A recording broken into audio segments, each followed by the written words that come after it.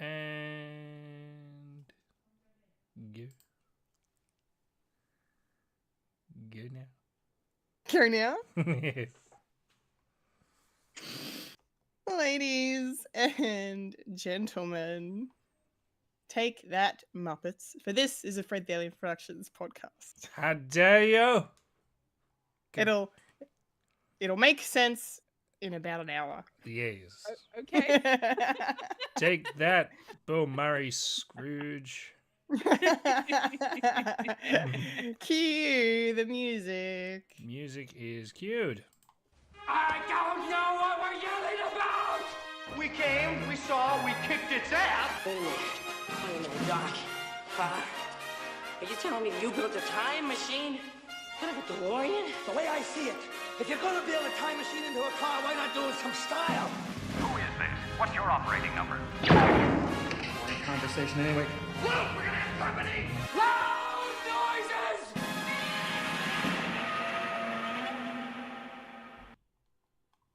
Hello. Hello. Hello. I'm Kendall Richardson. I'm a Fulya and And I am the I'm that person, the Michael Lister. Yes. And you are now experiencing a podcast called Fred. Yes, experience good for the mediums of everything that we have, including eyes, ears, and mouth, throat, and all that we have. Yes, every means of experiencing a podcast, we have it, and Yes. you've got it. So Unless you welcome. don't. Unless you don't, and then you're missing out. All about inclusivity. Yes, yes, we are all about inclusivity. Yes. Absolutely, yes. All right. Welcome to the show, everyone. Hello, hello, hello. Thank you for being here. Let's kick it off as we do every week with the lovely Fulya Kantamachi talking about her weekly watchings. Fulya. Oh, yes, my weekly watchings. Hello. Hello. I went to the cinema again and watched Deadpool and Wolverine again Yeah. for the second time. And I loved it even more because this time I was actually picking up on the things that I missed the last time, the first time that I watched it, which was really good. But I still missed some things, which, it's not surprising because it's stuff that wasn't really that, like, in your face obvious. It was like more stuff that you would have, like Easter eggs that would have popped up in the background that I might have missed on a second watch because I was too focused on, a red and a yellow thing that's happening in front Oh, the of reds and foreground. yellows. Red and yellows. Yellows and reds. Red and yellow. Mustard and ketchup. And just the fact that I'm just fallen smitten for Gambit. Remy Lebobo. I am so in love that my background on my wallpaper on my phone is a Gambit. Oh, I love it.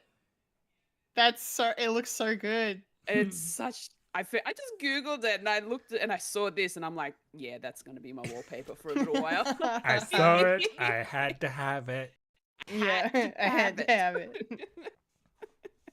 Nice. But also, just also the other views that I got to see that Deadpool approves of, and that's of course Wolverine at the end. Who knew?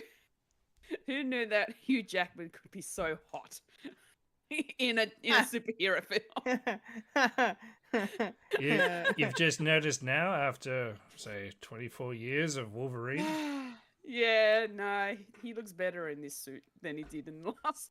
It's a nice suit. This really this is. yellow one. Yeah. But I think what really clinches it is the mask. The mask really just Makes getting him. hot in here.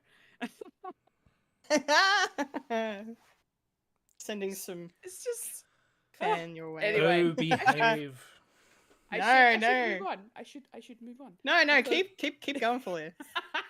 I'm usually the one that's undone by swing-worthy individuals. It's your turn.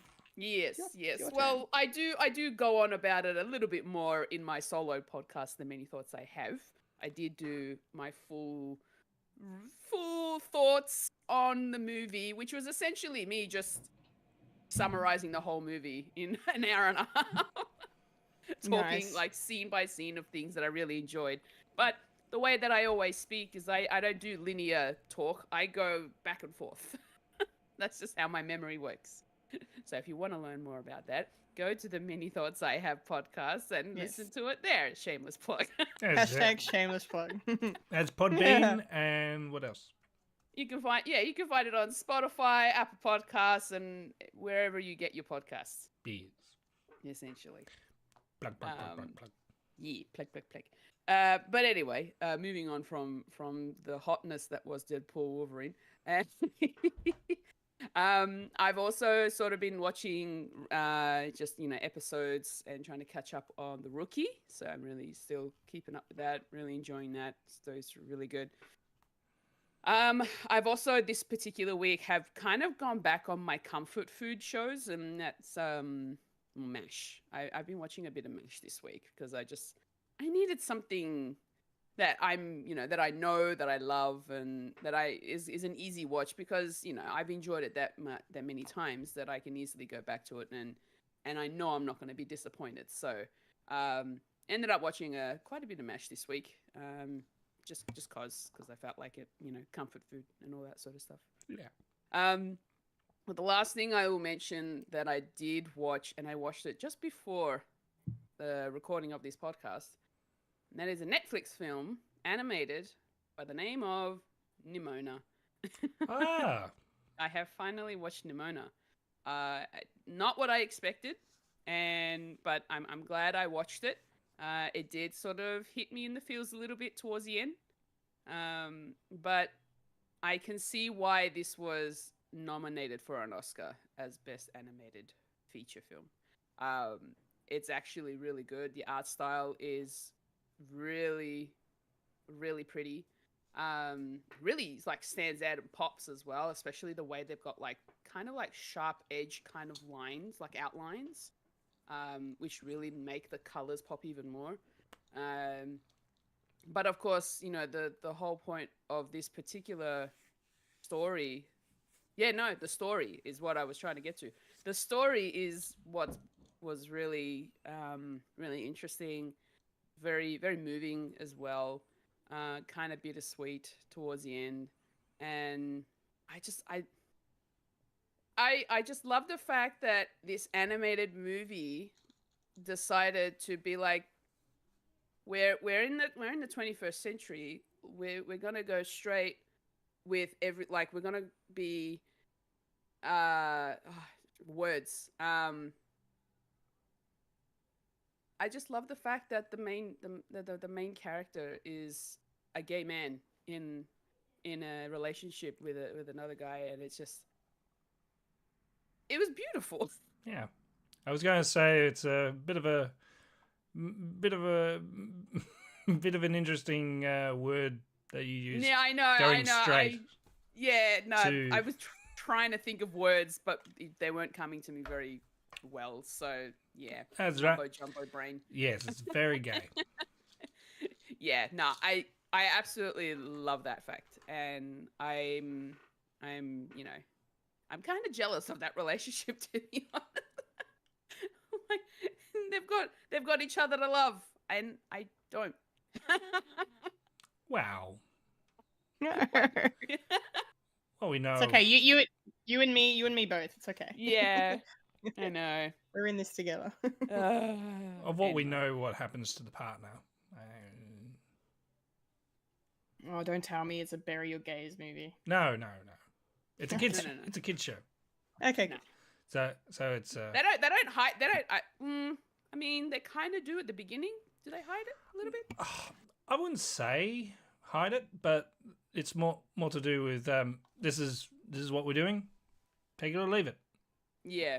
Pretty And much. it's not as, hey, we're doing something progressive. It's like, no, it's part of the story. So Yeah, exactly. It's like, the best they don't, form of They representation. don't. It's not like they were really pointing at the fact that they were in a sex relationship. It just felt normal, Yeah. like any As other it couple. is. Yeah, exactly. And it was, I think the story goes, it was going to be 20th Century Fox doing it until the merger, because it was in the middle of that. And then Disney said, Right. oh, we don't need this because Yeah. it's a bit gay. When we do gay representation, we can, snip it out and send it to other regions that aren't really that open-minded. So they said, we don't need it. So Netflix got it, and then gangbusters, it got the Oscar, and Disney. Yeah, pretty much. They did a great job with this particular film. It's really good. Really hits you in the heart. And yeah, it's just good fun as well. Like, I was a little skeptical of the character Nimona, because, it's the very stereotypical kind of trope of, we're going to be bad guys, and we're going to do this and that. And then the main, the lead character was like, no, we're trying to clear my name. Hello. I'm not the bad guy here. I don't want to be the bad guy. He doesn't want to be the villain, but then Nimona's like trying to make out as if they're going to be the villains, trying to get revenge and all that sort of stuff. So, yeah. I was a little so about Nimona, but then it picked up halfway and then it scored. So it was really well done. I really enjoyed it. Nice. And that's pretty much all I've been watching. Very good. Thank you for Yeah. sharing. That's all right. Mike, what about you? What have you been watching this week? Well, sort of two things, really. I finished off Cape Crusader, the new Batman. Hey. And yes, very good. I liked it. I liked the sort of more mature tones, and does harken back to the Batman animated series all the way back when. But you can show blood now, and people die in this. And the sort of different takes of origins for different villains is much appreciated. As I said, I only watched the first episode, and I did enjoy the new take for the Penguin, of making it a matriarch, and the all through line of the Draconi sort of crime boss, like rising, and then all the stuff that happens in between. Yes, the stuff with Harley I quite liked. How could you do a origin story without the Joker, which they handled pretty well, and it would be something that I hope they touch more on with this sort of it sort of is like they do with Hugo Strange, where he is like a psychiatrist, and he's sort of dealing with that sort of are they doing it for good or for ill? But they gave it to Harley, and it sort of fits within her in her realm, and I do like the new look. It sort of is different and is good. I did like the Harvey Dent sort of all throughout story, because it is similar to like his main origin story of him. Well, if you've seen Dark Knight, it's akin to that, where he tries to do good, but does that take a back seat of morally good if you're doing like questionable things? And then it just, and he went.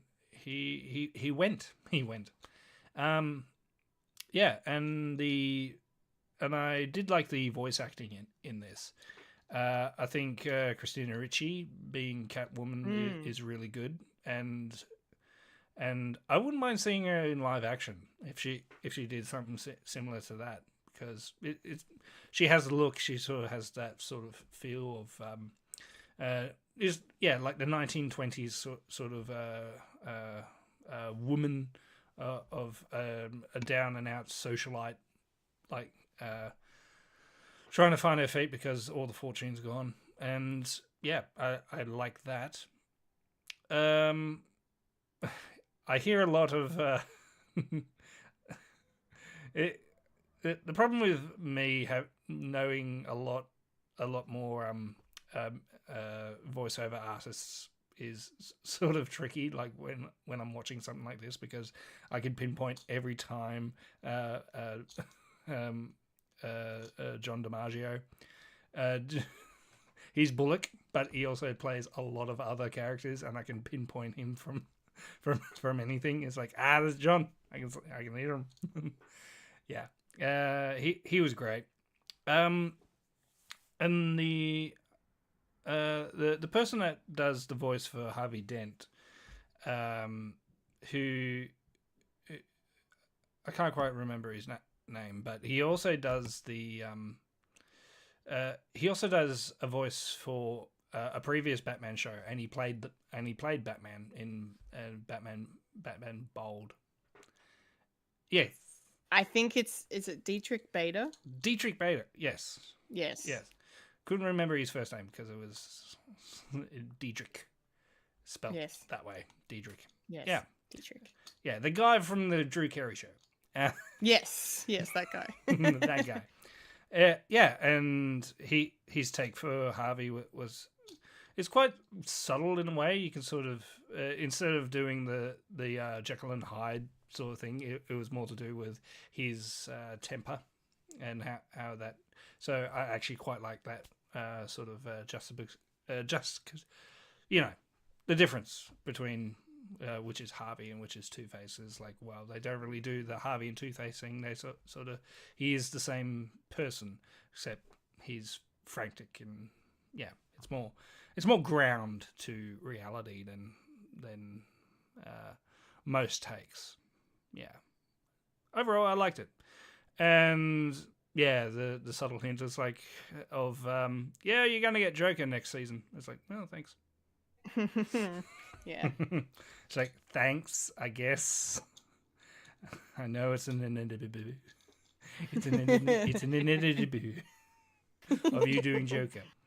Yes. There's always a Joker. There's always a Batman, and the relationship between Alfred and Batman, or Bruce, was quite good and interesting, and sort of more adult, which is great. I did like that. Yeah, I would recommend. Fulya, if you're looking for a way into the DC, especially with Batman, I wouldn't run it past you to look at this one. It's like, this is the sort of feel that you can have with Batman. So it's not as egregious as some Batmans, but it's a good one to like open the door with. Yeah. Yeah. What else? This week is, of course, the grand opening of a new chapter in the Alien franchise, which I've seen, Alien Romulus. So me and the wife, we sat down to watch both Alien and Aliens because she hasn't quite seen them. So it was on Disney Plus. And I thought, while I'm here, I'll watch them. Thinking, I'm just going to watch these because essentially Alien Romulus takes place in between Alien and Aliens. So that's all. Oh, does it? Yeah. It takes place in that sort of time span between. Did not know that. Between both. So you got to, at least watch the first one to get what's really happening. But having said that, don't want to spoil it, but it does help if you've seen all of it, including 3, 4, Prometheus and Covenant. Oh, what the hell? Yeah.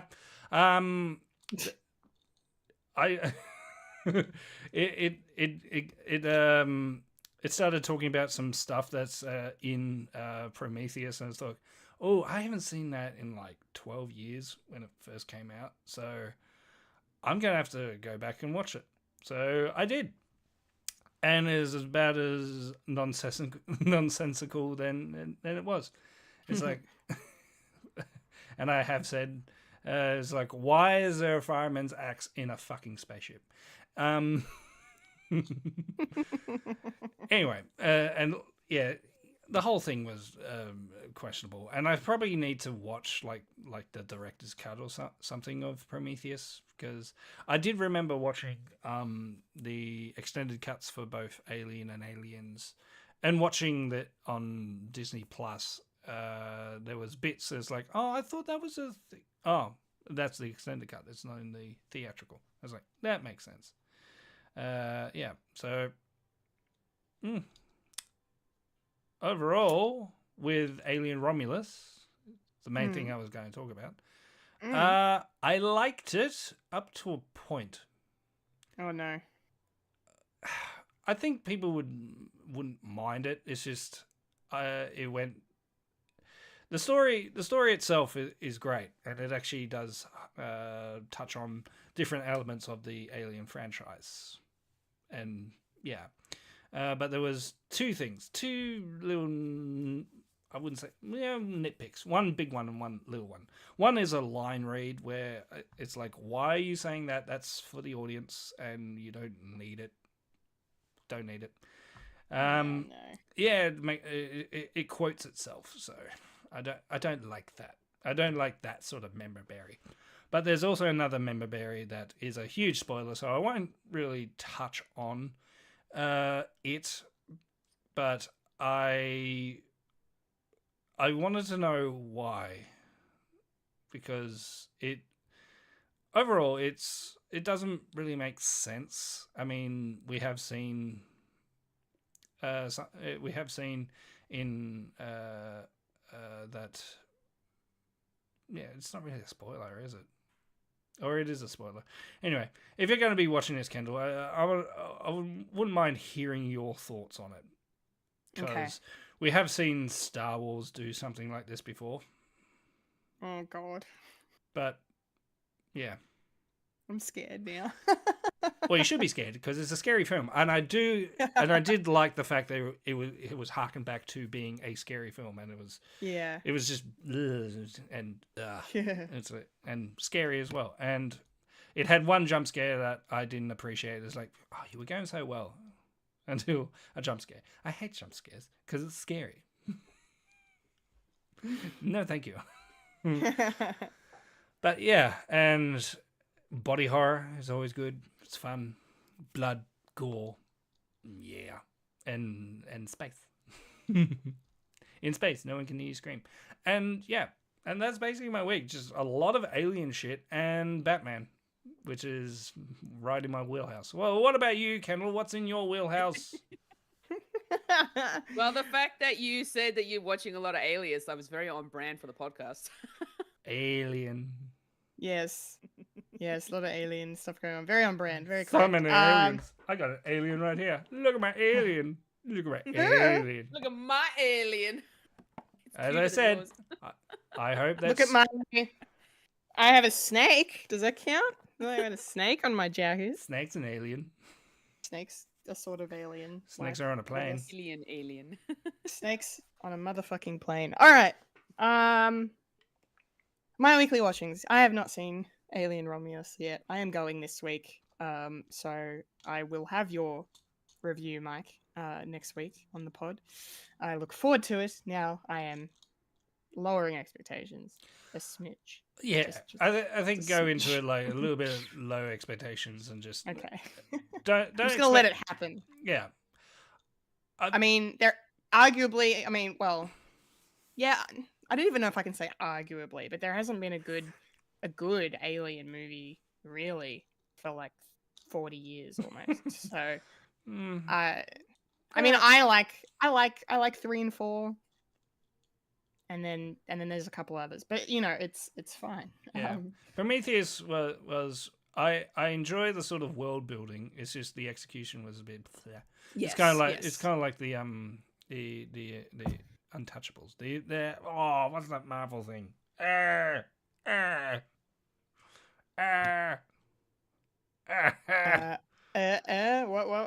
What movie are you trying to say? You know, the celestial that's sticking out of the ground. Eternals. Eternals. It's kind of like that. All right. Cool. Yeah. Well, yeah. But yeah. yeah. Bleh. Yeah. Bleh. All right, let me change tunes. Yeah. a Alien bit. Romulus, really good. It's essentially a bunch of teenagers going into a haunted house. Yeah, cool. Loved it. I look forward to it. I am looking forward to it. All right. My weekly watchings. I've watched a bunch of stuff as well, but the things that I'm going to mention are as follows. I finally remembered something that I said to myself when I was watching Only Murders in the Building. I remembered I was going to sit down and watch these two movies, and I just did this week. I watched Father of the Bride, number 1 and 2. I think I'd seen number 1 before a long time ago. Like, I vaguely remembered parts of it, but it had been that long. It was like watching it for the first time. And then number 2 I watched. I'd never seen that. Like, have you guys seen number 2? I know Okay, of it. I do remember the trailer because it was on a VHS like all the time. Okay. Number 2 is wild. Number 2 you don't need to watch number 2. I mean, you can if you want, like, you know, if you like the characters and the world, I guess. It's, you know, it's enjoyable. I think I remember watching number 1. I probably only seen bits and pieces of it. Okay, well, number one's quite good. I like number 1. I like number 1. Even though you can barely understand anything Martin Short is saying, because they made him talk in a really interesting German accent. Yes. And it's so funny considering I just binged Beverly Hills Cop, and then you've got Serge in that movie who you can barely understand. They both have like almost the exact same accent. It's very interesting. But yeah, they were good. That was good. Steve Martin, he kind of steals the show a bit. I liked him, and seeing a young Kieran Culkin as the younger brother, he's fun. Weezer. Yes. Yeah. Cross the streams. Yes, crossing the streams. Yeah, but no, they're good. Harmless, fun rom-com, like 90s rom-coms. I mean, what do you want? Yeah, I recommend Fulya to give. You should watch the first one at least to see if you remember it. Yeah, but number 2 was just the writing was not great. I'll just say that the writing was not great. What about the third one? Well, it's not even it's not even a third one, and I don't think we talk about that one because from what I heard, it wasn't great. Well, he was in the middle of COVID, so yeah, they did COVID a movie. Father of the Bride version on Zoom. Oh, you're not okay. I was talking about the remake that came out like a year ago. That was a remake? There was a remake? Yeah. There was a remake. Yeah, we did Trailer Park for it. I'm pretty sure. Yeah, that's good. Clearly it made an impact. Yeah. Oh, did they do a part 3 COVID like read thing? Yeah. It wasn't a read thing. It was made to be like a Zoom call from the family. So it was. Oh. It wasn't a Josh Gad sort of. I need to get everyone from this particular movie in to talk about shit. But it was. Yeah. It was, yeah. Yeah, that's cool. Yeah. Nice. Lockdown was a time, wasn't it? Yes. I still love. Feels like it was only yesterday. It does. I still love that Lord of the Rings Josh Gad episode. And he got everybody on that one call. Oh, that was. I still like the X-Men great. one.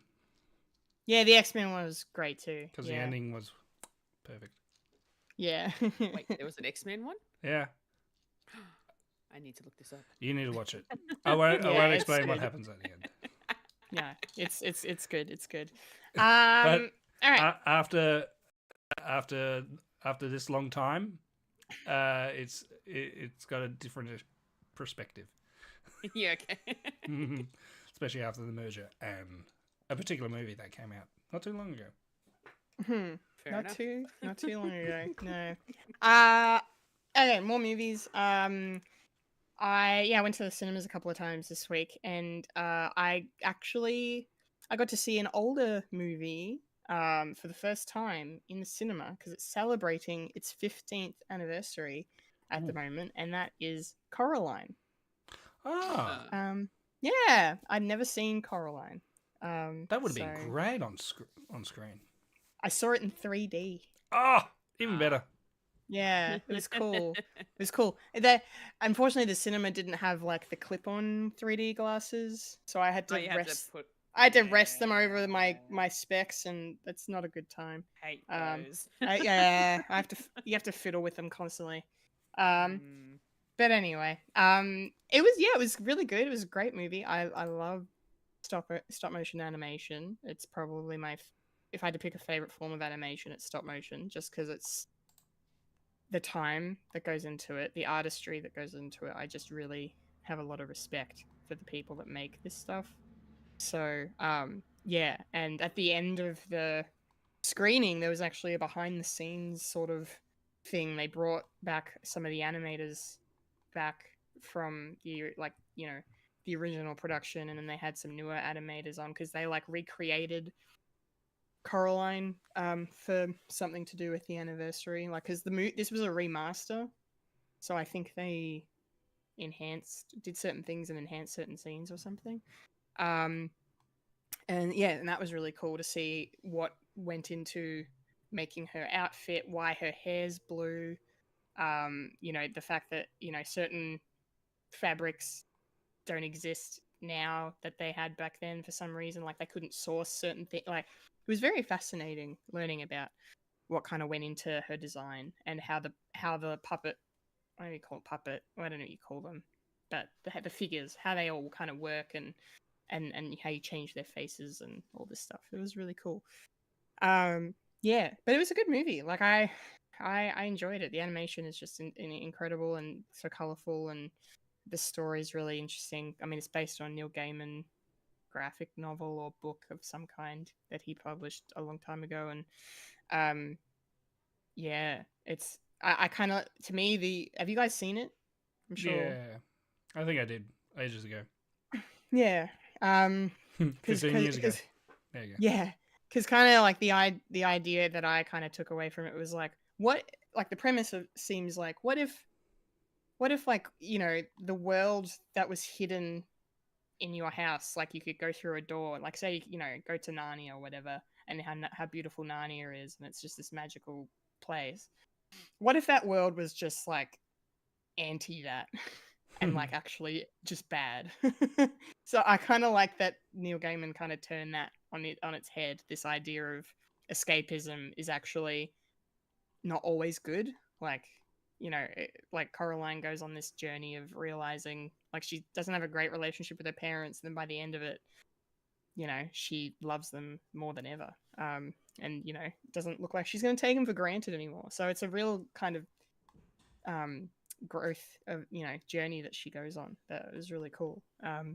Yeah, and there's a talking cat voiced by Keith David, and I mean that's just great. So I'll take that. Yeah, it was really cool. And then the last thing I'll mention, and I'm probably going to get emotional talking about it, because I went to a screening. So the Melbourne International Film Festival's on at the moment, and I went to a screening yesterday of a documentary called Super/Man, which is the Christopher Reeve story. So it's very much a full, comprehensive documentary about his life, featuring interviews from his family. So you see his kids in there, and his I was gonna say ex-wife, but they never married. His ex, who he has 2 kids with, and and there's a lot of footage from just everything. Like there's so much footage of him with his family that was shared for this doco, like before his accident, after his accident, and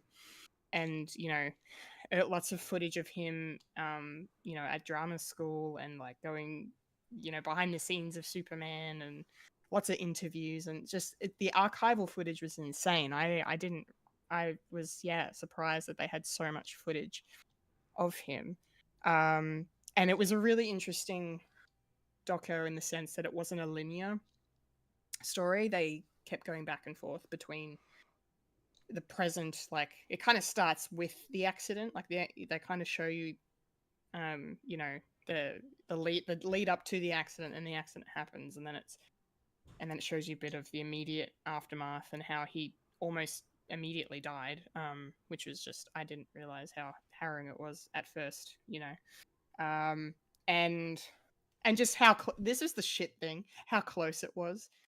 If he'd had, like, where the tear in his spinal cord had happened, if it had been an inch to one side, he would have died instantly when he fell. If it had been an inch to the other side, he would have been fine. And I'm just like, that's not fair. That's not fair at all. I hate it. I was crying this entire doco. Like, I don't know why I wore eyeliner to the cinema, because it was just, so they show you the accident stuff, and then they go back and like, this is Chris as a kid, and this is, him wanting to get into, performing, and they tell you about his fraught relationship with his father, and how he grew up in a divorced household, and like his family life is really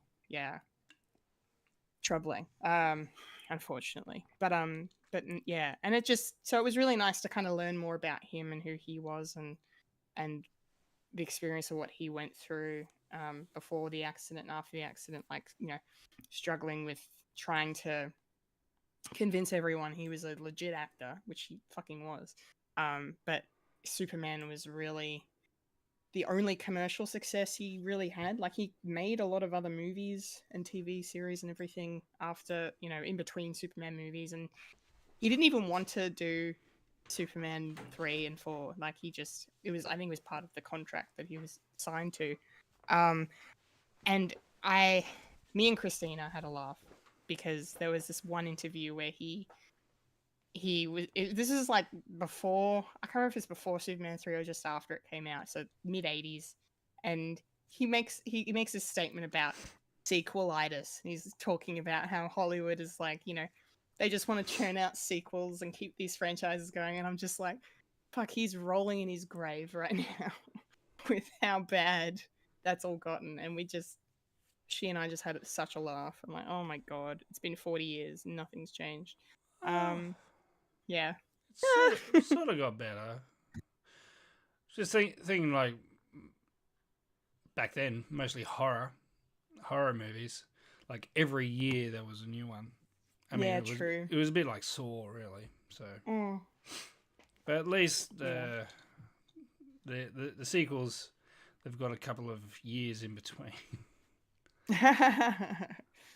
Yes, this is true. And then, you basically just spend like the last 20 minutes of this thing just in tears, because he kind of died sort of suddenly, and then he hadn't even been gone a few months, and then his wife was diagnosed with terminal lung cancer, and then she dies like 18 months after him. And it's just, and she never smoked. Like, they made a point to say, like, she never smoked, she was healthy, she looked after herself, and she still got lung cancer and fucking was just gone, And I'm just like, that's just, it's very fucking sad. Like, it's a very inspirational story, but it's also just very tragic at the same time.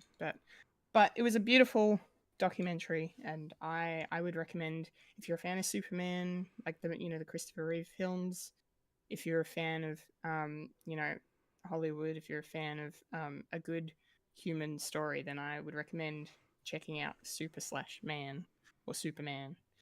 I think it was really wonderful. So Superman. All right, that's the weekly watchings. That's done. The epic weekly watchings. And now it's time for the nerdy news.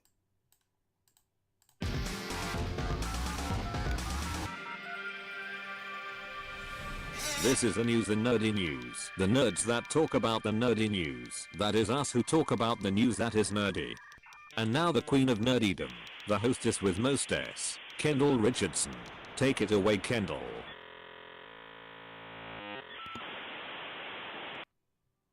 Alrighty, it is nerdy news time, and unfortunately, I've got to keep things sad for a couple of minutes as we get the news started, because we lost a little piece of our childhood this week, in the form of the very talented Rachel Lillis, who passed away at the age of 55.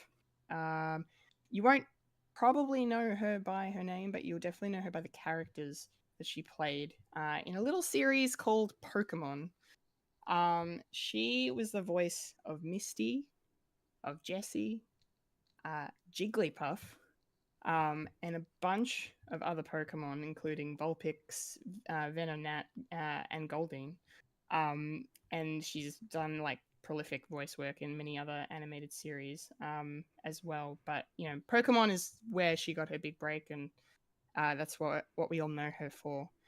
Yeah, I just really sad that, you know, speaking of cancer, she sadly left us due to cancer. And she was only diagnosed a few months ago. And she's already gone. It's just very, very, very sad. And 55 is, you know, way too young. It should go without saying. Just really, really sad. Very, very big loss for the Pokemon world, for the voice acting world. And yeah, she was definitely a big part of our childhood. At least for me, Jessie was one of my favorite characters in Pokemon. I used to pretend to be her at school. With me and my group of friends, we'd like do little Pokemon reenactments, and I was always Jessie, and my best friend was James. And I have a specific memory of doing a little performance at like a group assembly or something, and we're doing the pose like standing back to back, and you know, prepare for trouble, make it double, that whole thing. So she's definitely, Rachel is definitely a part of my growing up, that's for sure. She's going to be missed by a lot of people. Fulya, how are you feeling about this? Do you have any thoughts on Rachel Lillis's passing? I'm also quite sad when I found out this particular news. Yeah, definitely know her from Pokemon, which is probably where I would have first heard her, as Misty and Jessie. And Jigglypuff was kind of like one of those Pokemon that I really enjoyed. Whenever Jigglypuff sort of appeared, it was always fun.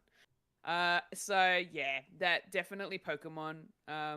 And she's been in so many other, like, she's done so much voice acting in all sorts of different things, like video games and anime, like in the English dubs. One that I definitely have watched and really enjoyed and loved is an anime series called Your Lie in April. And it's a very emotional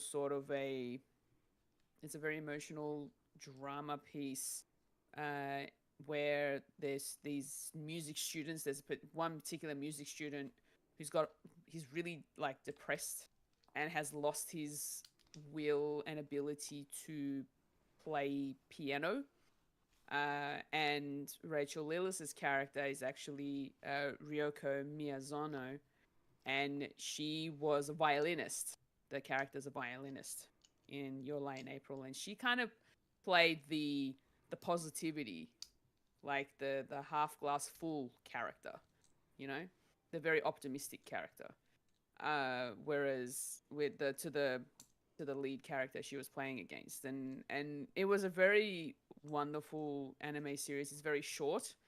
I think it's only like one season, and yeah, it was a really good series, and I would definitely highly recommend watching Your Lie in April. It is a very good anime. But obviously, being that she is known for Pokemon, she's been in Super Smash Bros. In the game's iteration series as Jigglypuff. Yeah, I think all of them. In all, yeah, majority of them, pretty much. Just looking at her list here, and I'm like, wow, she was practically in every single iteration of Super Smash Bros. But yeah, she's been playing all these different amazing characters. You know, from Pokemon to was it Bakuman, which is another anime. Hunter x Hunter was probably a more recent-ish within the last like 15-20 years. Fate Stay Night as well. But yeah, she's definitely mostly known for Pokemon mostly. And it is very sad to hear that we've lost such a talent in the voice acting world. So she will definitely be missed. Yeah, absolutely. Mike, what about yourself? Some thoughts on Rachel Lillis? Yeah, can't really add too much else. Like, yeah, I was a big, I was a big Pokemon fan growing up, all the way back when, and yeah, part of our childhood, and just couldn't get away from it, and still going on to this day, and yeah, I dropped off like at least like third generation, so can't really. I stopped like after the first generation. I don't think I kept going with it, to be honest, after the first gen. Well, you don't remember Pokemon Johto? I only got as far as the first 150 Pokemon, and then I stopped. Yeah. And speaking of which, I've seen too many things that made me sad. Just I've been seeing a lot of fan art of a sad Togepi. Aww. I don't need that. Yeah, did you see Boss Logic's post? Jesus. Yeah. Little Togepi. No. No. Don't need that. No, thanks. Take it back. Yeah, so yeah, she will be missed. Just that earworm is like you can tell it's Misty, and you can tell it's Jessie, and yeah, they changed actors for some reason, but there's always different Ashes as well. Like the original voice for Ash came out to give her condolences as well. And yeah, here's to you. Looks like Team Rocket has blast off for the final time. Oh. Sad. It's very sad. Okay, let's talk about things that aren't sad going forward with our next item in the news. Yes. Next item of the news is a big duh. Yeah, this was inevitable. Inevitable. Our next item in the news, because of course, Deadpool and Wolverine, as everyone knows, is making absolute bank at the box office at the moment. It made, I think, like a ridiculous amount its opening weekend, and I am not surprised to see that now it has officially become the highest grossing, and this is American, R-rated movie ever. The previous film to hold the record was Joker. On your left. Which when that was playing in cinemas back in 2019, that reached 1.078 billion at the time of its release, which is huge. And Deadpool and Wolverine has just pipped it at 1.086 billion. Oh, wow. Yeah, so it's made a whole, what's that maths? 8 billion more. 8 million more. 8 billion more. There you go, Kevin Feige. You have all the money. Wow. Yeah, 8 more million. What have we learned from today? I guess all MCU movies are now going to be R-rated. No kids allowed. Yep, that's going to be the, after Secret Wars, it's like, well, the secret's out, bitch. Let's fucking go. Let's fucking go. Literally. I thought it was really sweet. Kevin Feige penned a little statement, which I will read now. He says, "Thanks for making Marvel Studios' first R-rated movie the biggest of all time. It's fantastic to see that audiences are loving this movie as much as we all loved making it. All those conversations were worth it." Kevin Feige. And then beneath the picture of the statement, there's actually the list of cocaine slang terms that shouldn't have. That were I not. saw that and I was like, "Oh, this is great." I'm just gonna read some of them.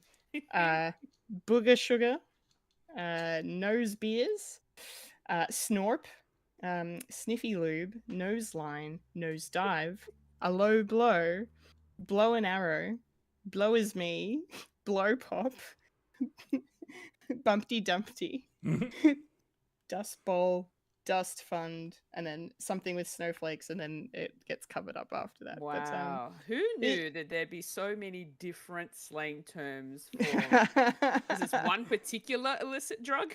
yes, I Well, think so. Maybe. An illegal illicit drug, of course. There's going to be a lot of slang. so, Yes. So the slang cops are terms none the must- wiser. None the wiser. Yes. Yeah, this is pretty cool to see. This having this kind of success. I mean, we all kind of knew it would happen. So, but the fact that it's only been out like 3 weeks, Less than a 2, month, 3, yeah. yeah, and it's made over $1 billion already. That's insane for the climate we're in, and just with the state of the MCU, the fact that this movie is, yeah, it's great. It's great to see. Fulya, any comments on this awesome news? Look, you don't need to hear from me. You already heard from me at the start of this episode talking about how much I love the movie. Of course, I'm very happy for them. This is exciting news. This is great. I love it. People, go and watch it even more. Go. Get it to make more money. Because they've got to do it until they're 90, and we've got to fund it. Exactly. I might So- even go and give it another watch. Give the mouth more money. Give the mouse more money. Yeah. Give the merc with the mouth more money. Yes.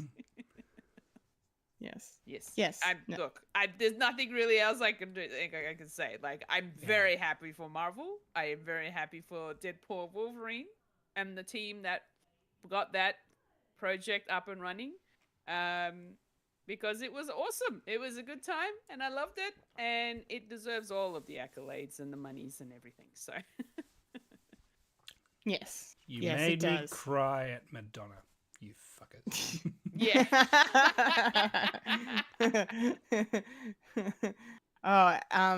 Just a quick sidebar on that note. Someone, I don't know if you guys may have seen, but somebody's cut the rings scene from Endgame to the Like a Prayer music. Yeah, I've seen that. I've Yeah. heard about it, but I haven't seen it. We'll send you the link for you. It's actually quite like chills. Oh, okay. Like it's actually really, it fits very well. Okay. Yeah. All right, Mike. Any additional thoughts on this success for Marvel? Yep, biggest in history, and yeah, hopefully they'll learn from their mistakes. If there is a mistake. But anyway, yeah, Disney has got another billion on their hands, and you know, hopefully we've all signed up to Disney Plus, so therefore Disney is allowed to kill our relatives and get away with it. Little bit of sprinkling of real news, real news in the discourse. Doing well. Yeah, Doing well. Disney's evil. Yes, it is. We are all fucked. Okay. Our last item in the news then this week is some interesting news. Netflix. Okay, let me Mm. strike that. Change it around. Netflix is making a Ghostbusters animated series. This is pretty cool. We don't really know too much about what the story is going to be, what characters are involved, or what's going on. But the only thing we do know is that the writer who's going to be working on it as showrunner is a person named Elliot Kalin, or Kalan, I'm not sure. Apologies. They have worked on The Daily Show and Mystery Science Theater 3000, the revival. So interesting cred. Comedy is key from those two. So that's kind of cool. Yeah, we don't know when it's coming out either, but it's apparently been in the works for a little while, and it's going to be in a 3D animated style. So it's not going to be 2D animated. Like the real Ghostbusters animated series was back in the 90s. Or extreme. It's gonna be CG animated. So yeah, and apparently it's gonna have a similar tone to the more recent Ghostbusters movie. So probably very family friendly. But yeah, I hope it's good. I look forward to hearing more about it when they announce it. Fulia, do you reckon you'll give this a look? What do you think of this? Yeah, I mean, it's an animated series. I enjoy Ghostbusters, and I've watched all of the films, I think. I think. Yeah, no, I'm pretty sure I have. Yeah, Ghostbusters as an animated series makes sense because there's a lot more ghosts that you can do animated than you can do really, live action CG kind of. And you can sort of get away with it as well in animated form too. So yeah, I'd be all for a Ghostbusters animated show. Like, why not? It'd be fun. Nice. Good. Thank you. Mike, what about you? This might be something to show your kids. I can't remember if you said you'd already showed Oh yeah. your kids the Ghostbusters movies already. Yeah, I got them in young, so they're not Nice. they're not frightened at anything. So that's good. They ain't afraid of no ghosts. They ain't afraid of no ghosts. But first time, it's always when the library ghost comes in. I always put the mute on, so they just get the visuals first before the big rah. Just to turn it down a little bit, and then I just play it out. Yeah, they really like their Ghostbusters. Mostly the first one, because they don't really know much about the others either. I tried showing them like Afterlife and the 2016 one, but mostly the new one, which I'm proud. Original is better. Don't need a second one. Second one. Nope. Here's Virgo. Nah, none of that crap. But having a more attuned to kids, like the animated versions, yeah, we'll see. They're not really. I tried showing them like the original cartoons, but they didn't. This ain't it. So maybe if it's 3D, maybe it's a maybe. It's a maybe from me, dog. Dog, it's maybe from me, dog. Doggy, maybe. Maybe. Okay. Maybe. Dog. Yeah. I'm trying not to sneeze. All right, cool. Well, that's the nerdy news for this week. Short and sweet, which will now bring us to my favorite part of the show. That's the trailer park. Rolling up to the trailer park where we all park all the trailers. Yeehaw.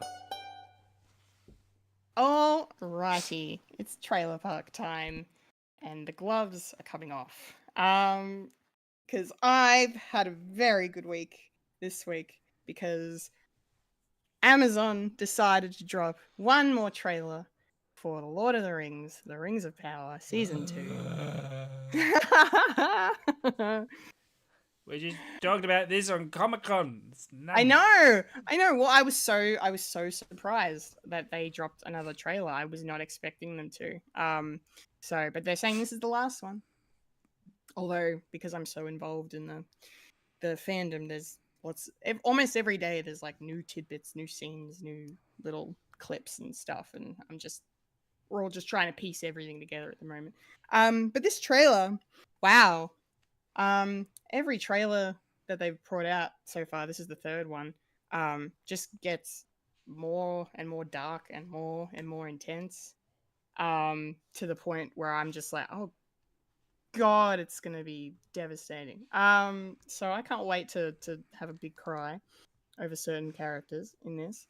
It looks epic. Like there's, we keep seeing these battle shots throughout these trailers, and get to see a little bit more of it here. Elrond's looking a bit worse for wear. You get to see Gil Galad actually, in the fray, in a brief cut. So that's really cool. Yeah, and just, and then for some reason, Galadriel is teaming up with Adar, because the enemy of my enemy is my friend, as is the saying. So they're going to be working together in some weird way to take down Sauron, I guess. Not really sure how that's all going to play out, but yeah. But like I said last time we talked about this, the big storyline that I'm looking forward to seeing the most is seeing the Elven Smith Celebrimbor and his manipulation by Sauron, and you get to see a bit more of that in this trailer, and how it's going to play out, and how, like, they keep saying, and I keep watching all these interviews and reading things about how, like, it's just, this is only like the surface of what we're going to see. What have you done to me? What have you done to me? He looks... Oh, God, I'm so scared. I mean, I know what happens to him because I've read the Silmarillion, but god damn, it's going to be hard to watch. His, like, crumbling. Because he only wanted to do the right thing. He just wanted to, make some rings and... He wanted peace. And make things better for everyone, and he happened to be, taken advantage of by the worst possible person. So you're saying he's like Jar Jar Binks? Don't what? I mean, you can. It's fine. Jar Jar Binks is okay now, I guess. Oh, I can't wait for that. The sorry, tangent, but talk about the Lego Star Wars that's coming out soon, where they're doing like a Star Wars What If, and they're doing Darth Jar Jar. Yeah. With Emmett Best doing the voice of Jar Jar. Yeah. Like, yeah. Fuck yeah. Let's do it. I don't care if it's Lego. It's in my wheelhouse. It's right now. Yeah. Right here. Right now. Right here. Right now. Yeah. Yeah. Yeah. It's fantastic. Yeah, and then I, just to wrap up my thoughts on this epic trailer, I lost my ever-loving mind at the end, because we finally got a shot of Sauron and Galadriel facing off against each other, and it's the first time we can make them kiss now. We're gonna make them kiss now. I have over 300,000 words that have them kissing. It's fine.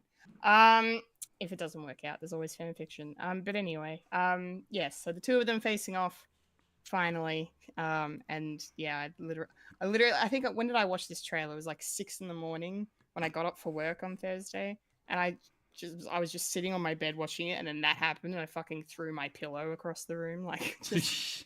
That bad, was it? Oh, yes, it's very bad. Oh, no good. How dare they? Lost my ever-loving mind. Anyway, yeah, that was a really cool shot, just the two of them skirmishing, and then him using the crown, and oh god. Anyway, it was very cool.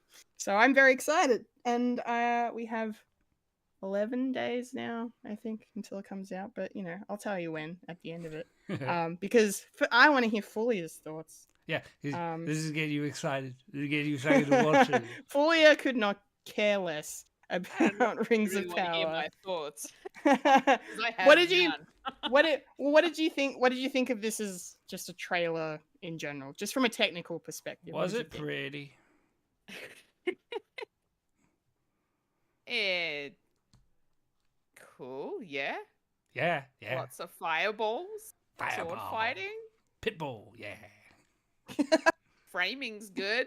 Dolly. I don't know what you want me to say. I can't sit here and lie. I'm not interested. Well, lie then. I do it all the sorry, time. I can't do that either. No, she's too good for that. You're too nice. You're too nice. She's not a deceiver. No, No. I'm not really like Lord of the Rings. The movies were great, but the show doesn't really interest me that much. So, yeah. Sorry. I tried, leave that- folks. I I tried. leave that to you two. You Okay. can both enjoy it on my behalf. Yeah, we'll talk about it in the weekly watchings. Coming out when? Yeah. Right. In 11 days. Mike, what are your thoughts on this trailer? What did you think? Yeah, I was thinking, didn't we watch this already? And they said 3 days later, 3 days ago. It's like, wait, what? Yeah, it was sort of similar to the Comic-Con trailer, just with different bits and attitudes. And I thought, ooh, and no Tom Bombadil. What the fuck? What? Yeah, it was more focus on the adults in the room and the rings and wanting the 9 rings. It's like, yeah, we're getting humans up in this bitch. We're getting the fall. We're getting the armies setting up and manipulation. Yeah, basically what I said last time, except I actually watched the other one as well, and I can't remember if this one had the int in it or not. The ent is in the Comic-Con trailer. Yeah. So disregard that. Well, I think there's a brief shot of the ent, swooping down It's like, in this "Rawr." trailer. It's like, Yeah. we're getting ends back. Yes. Member berries. Yay. More connectivity, which is good.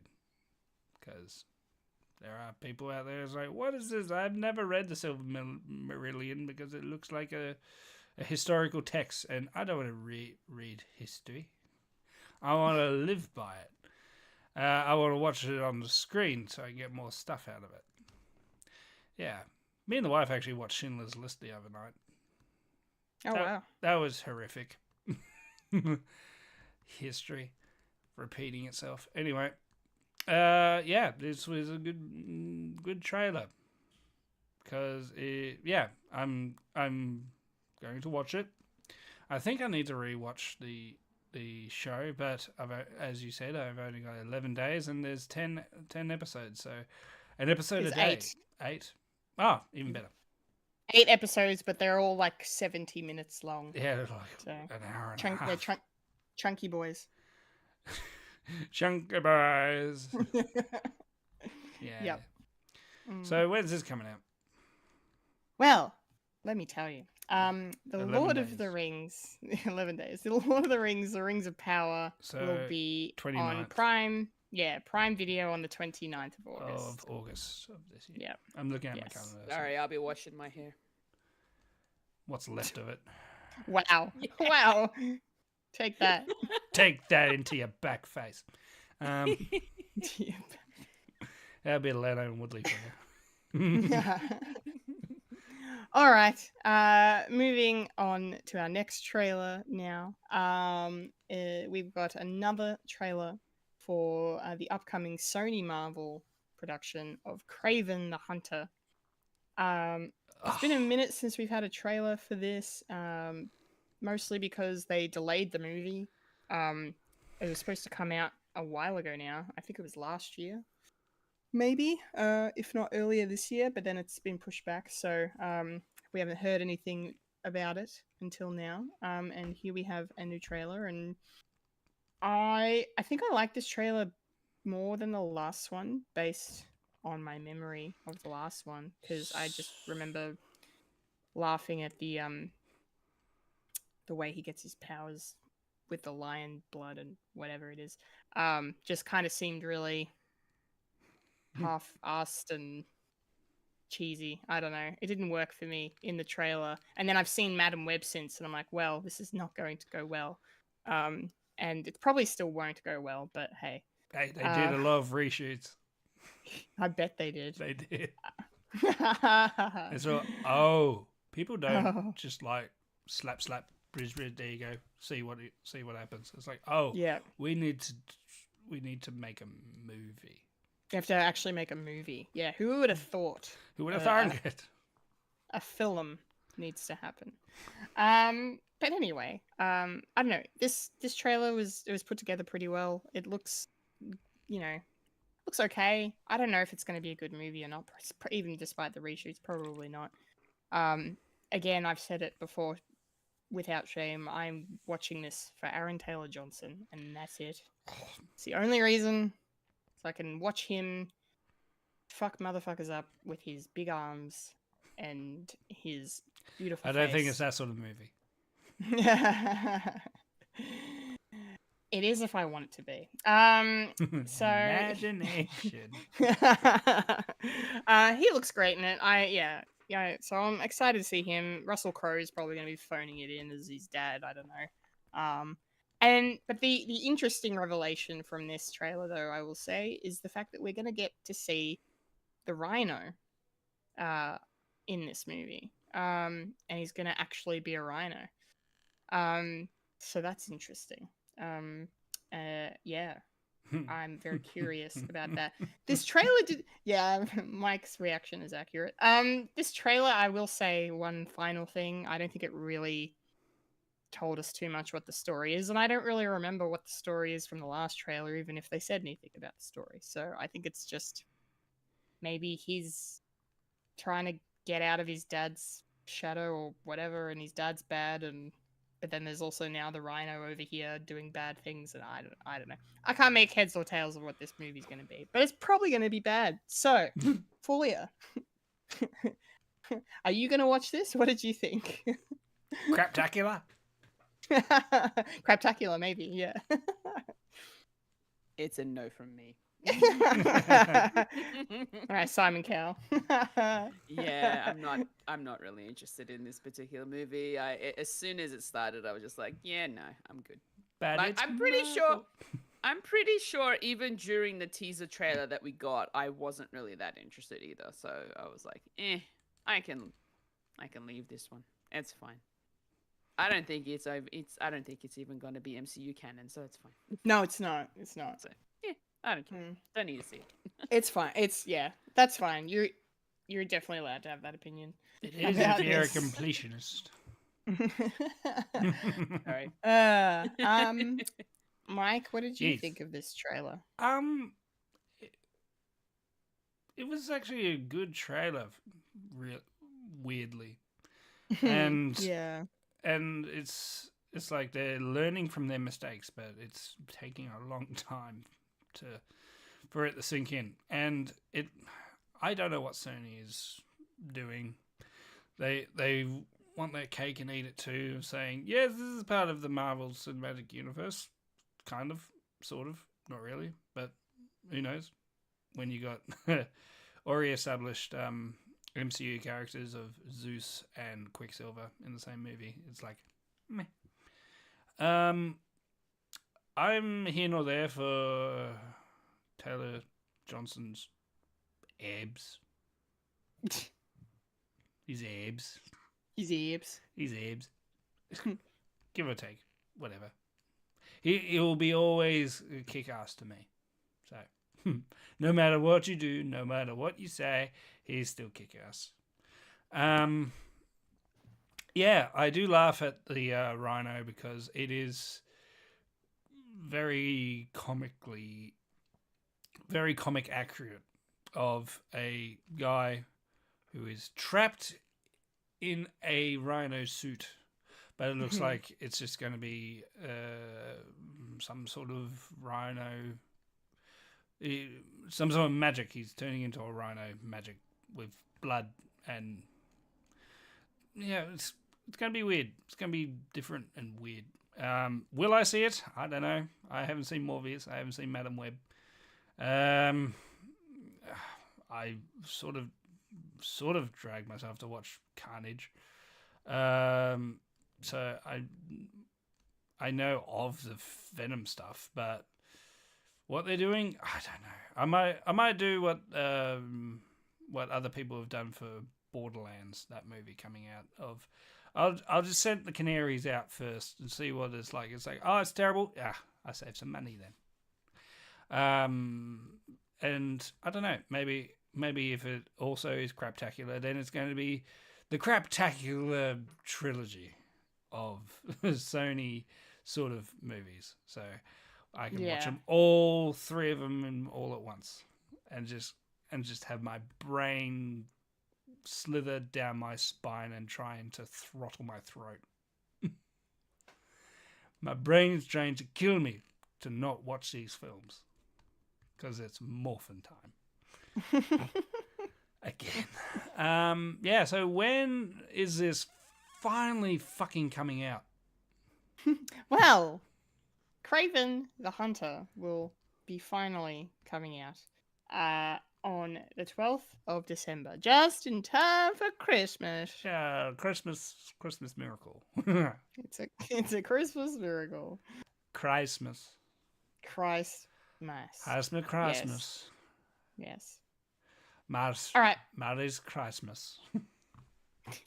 We got one more trailer to talk about. Yes. And I'm sure it's the one you guys have been waiting to discuss.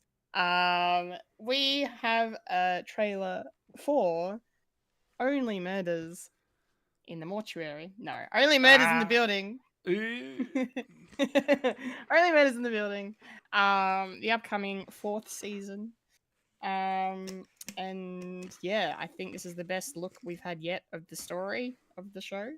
And what it's going to be, and and now I've seen everything. I'm like, ooh, I get everything that's happening. I'm in on this. So I knew. I'm like, I I knew. knew. Yeah. So it just looks fun. It looks great. I liked the little clip. With why am I forgetting their fucking names already? Jesus Christ. Who's Martin Short's character again? What's his name? Marty. Martin. Oliver. Jiminy Glick. Oh, no. Oh, God, no. No, yeah. What do you do? Oh, God. Oliver. I really liked the scene where they made fun of the way Oliver walks. And then he did his best not to do it and then just did it anyway. And it was I just really enjoyed that. I thought it was very funny. I was getting Birdcage vibes there. Yeah, yes, very much. Nathan Lane trying to do a John Wayne walk. Yeah. Yeah, that was cool. And seeing, the actors that are going to be playing them in the adaptation of their podcast, I suppose, was kind of cool to see that they're going to be all going to be playing heightened versions of themselves, which is always fun. It's something I love when Hollywood does, is when they, cast someone to play themselves, in a very kind of comical way. So it's going to be cool, and a little father of the bride reunion, because Eugene Levy is actually in both of those movies. So he has a very small part in the first one, and then he has a bigger part in the second one, playing 2 different characters. Go figure.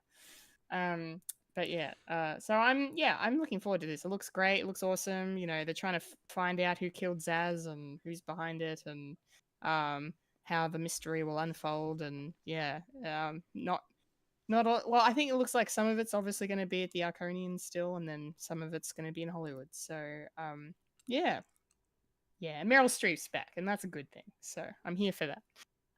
It looks good, and I'm very excited to watch it. Fulya, please tell me how excited you are for this. What did you think of this trailer? You're not going to be watching this. 3 for 3. 3 for 3. It's a no for everything.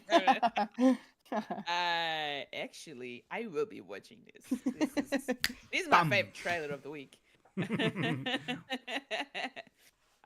Yeah, look, I'm really looking forward to seeing this particular season. They've gone from being podcasters, they got the opportunity to be on stage for a theater show, for a musical, and now they're gonna be at the movies. So, all full circle of every little bit of the entertainment industry to get them publicized and looking like getting them more famous than what they already have, what they already are. Charles, Oliver, and Mabel going off on another little adventure of their own while they're trying to solve another murder. But in this instance, and spoilers for the ending for of season 3, yeah. So Charles' stunt double Zaz has been killed, and I'm pretty sure they sort of kind of picked at it in the trailer as well, that it was Charles that was being targeted.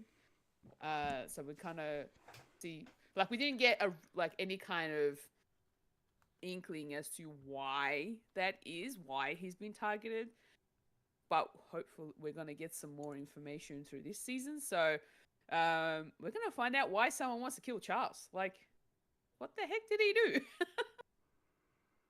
What did he do to warrant a murder on himself? got a couple of got a couple of exes that are not really thrilled with him.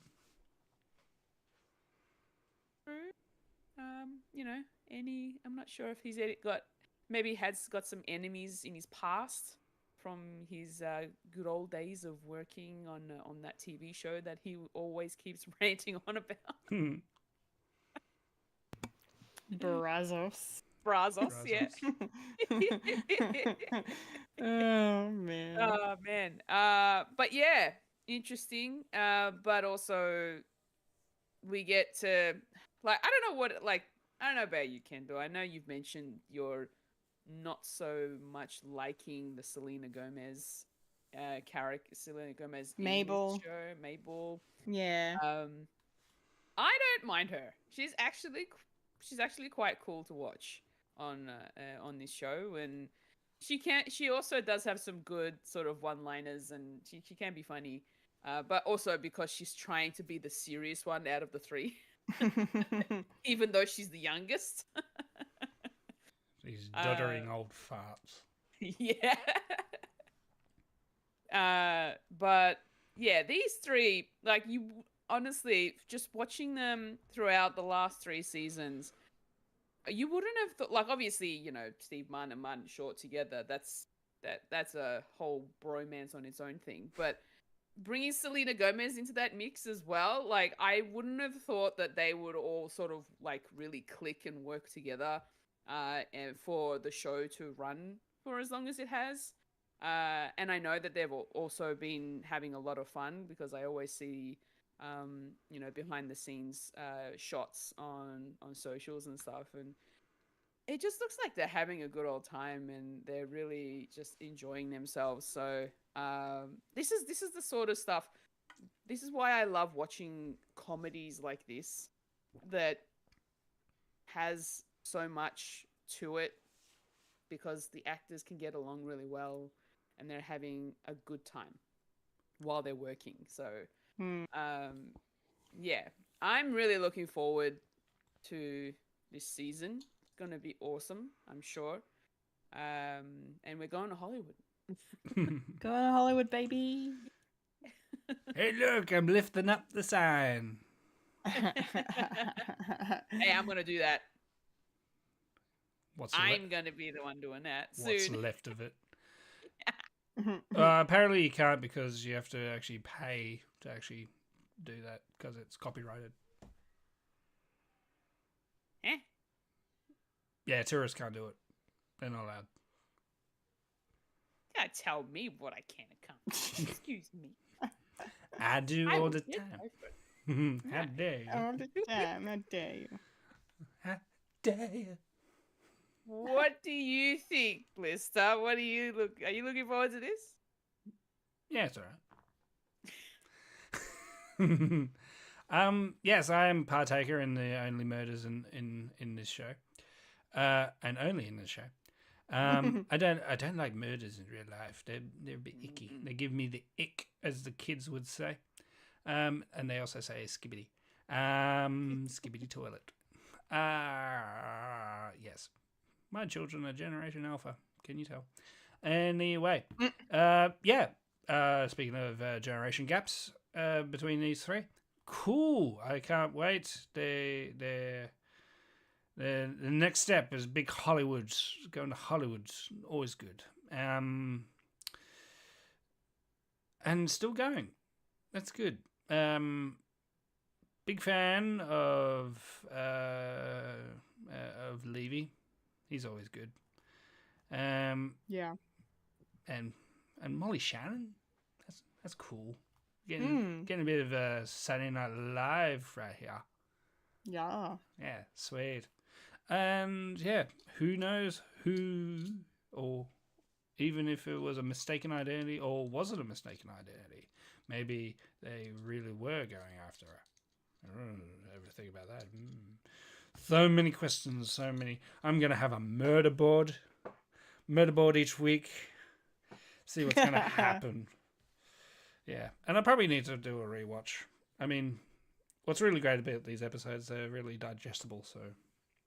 And yeah, and even Kendall herself did it all in a month, I say. Maybe. Yeah, probably. Yeah. Yeah, Would've been about a month. So how long do I need for it to get it all done before, Kendall?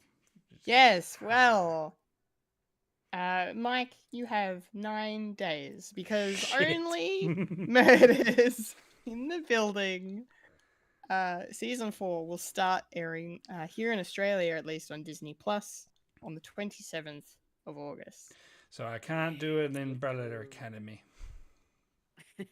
No, you do not have enough time. Hopefully this season 4 will be good. Yes, let's buck the trend. Let's fix that. Alrighty, that's Trailer Park done, guys, for this week. We are rolling on out because it's time. Yes. For the moment. Woo. The section. Yeah. The spot. The part. The place. The thing in the show we love to call. Seek, locate, annihilate. Talking Who popcorn culture. Talking Who. Hey. A Talking Who. Hey. And an R2. Nice. Nice. Yes. For the people who are listening to this, not watching, Mike is, got various sci-fi paraphernalia at his disposal. But I got toys. He's got toys. I got so many toys. He got so many toys. And the kids can't play with them because they're mine. Dad, can I play with your Legos? No. They're my Legos. Yeah, exactly. My Legos. Nobody can take it away from me. Yeah. No, they can't. Oh, right. Well, we are here this week to discuss our thoughts on the Christmas special following the end of Series 5 of Doctor Who, and that is aptly titled A Christmas Carol.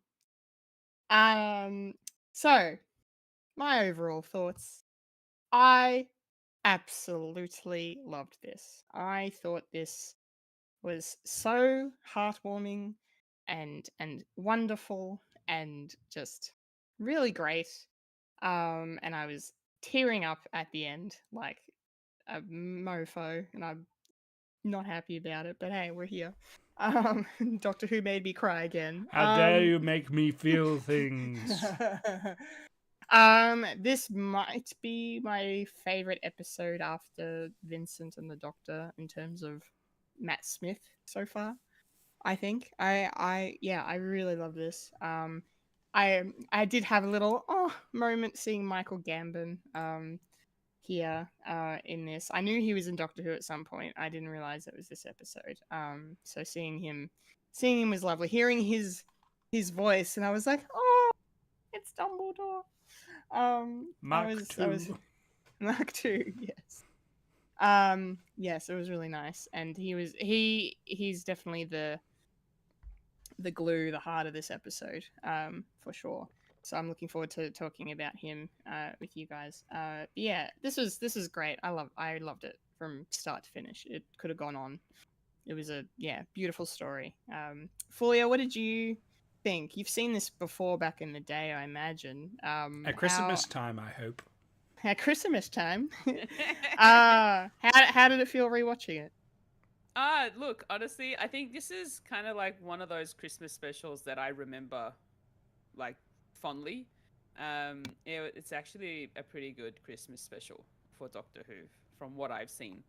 I just really enjoyed the whole idea of it being based kind of around like the original A Christmas Carol, but it was like a very sort of a sad, kind of bittersweet almost way, in the sense that it didn't really have much to do about a dying child, but it was more to do about this young lady that didn't have long to live, but they decide to, bring her out of her frozen state and experience Christmas Eve for a few years. But at the same time, then we're also seeing the main kid grow up every year, like every other sort of Christmas Eve, and that's I think Kazran was the name. Yeah. So that was also interesting to see. But then finding out that Kazran, over the years, spending time with Abigail, falls in love with her. It's very bittersweet, and then for him to find out, the way that he did towards the end, and we'll talk about it later on, but it was quite sad. And I'm not quite sure whether the Doctor knew. I don't think he did. Nah. Because he was still trying to figure out what the numbers were on her. On Stacy. Yeah. Yeah. So yeah, it's a very bittersweet story, I will say. And it kind of gives you, honestly, the old Kazran definitely gives you Scrooge vibes, 100% at the beginning, and then the Doctor comes in and is like, I am your I'm your ghost of Christmas past. Yeah. I love that. But yeah, no.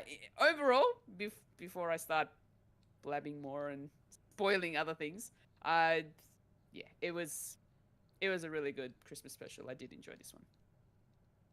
Awesome. Mike, what about you? How was this rewatch for you? It was quite delightful, because out of pretty much all the Christmas specials that have been on, at a point, because the new one doesn't come out until Christmas, ironically, but this is probably my favorite Christmas one, because it doesn't have a lot of like outside story beats that need to be done. Like the first one was a regeneration, so it was trying to work out that, and it sort of just had Christmas in the background, where this one is basically a Christmas episode where it doesn't really affect anything within like overarching canon. I mean, maybe at the end where the Doctor says, they're going off on vacation to Christmas, and that's a little subtle hint of what's happening later on. There's a little nugget there of what happens in the far future, which we'll talk about when it comes up to. But overall, it doesn't really affect anything that Rory and Amy are doing with their life. Essentially, they're on honeymoon, so that's one thing.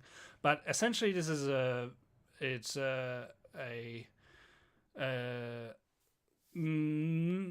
pretty much non-existent companion story. It's mostly the Doctor and the scenario of a retelling of A Christmas Carol, and how they sort of deal with it within sort of time travel as well, which is quite lovely.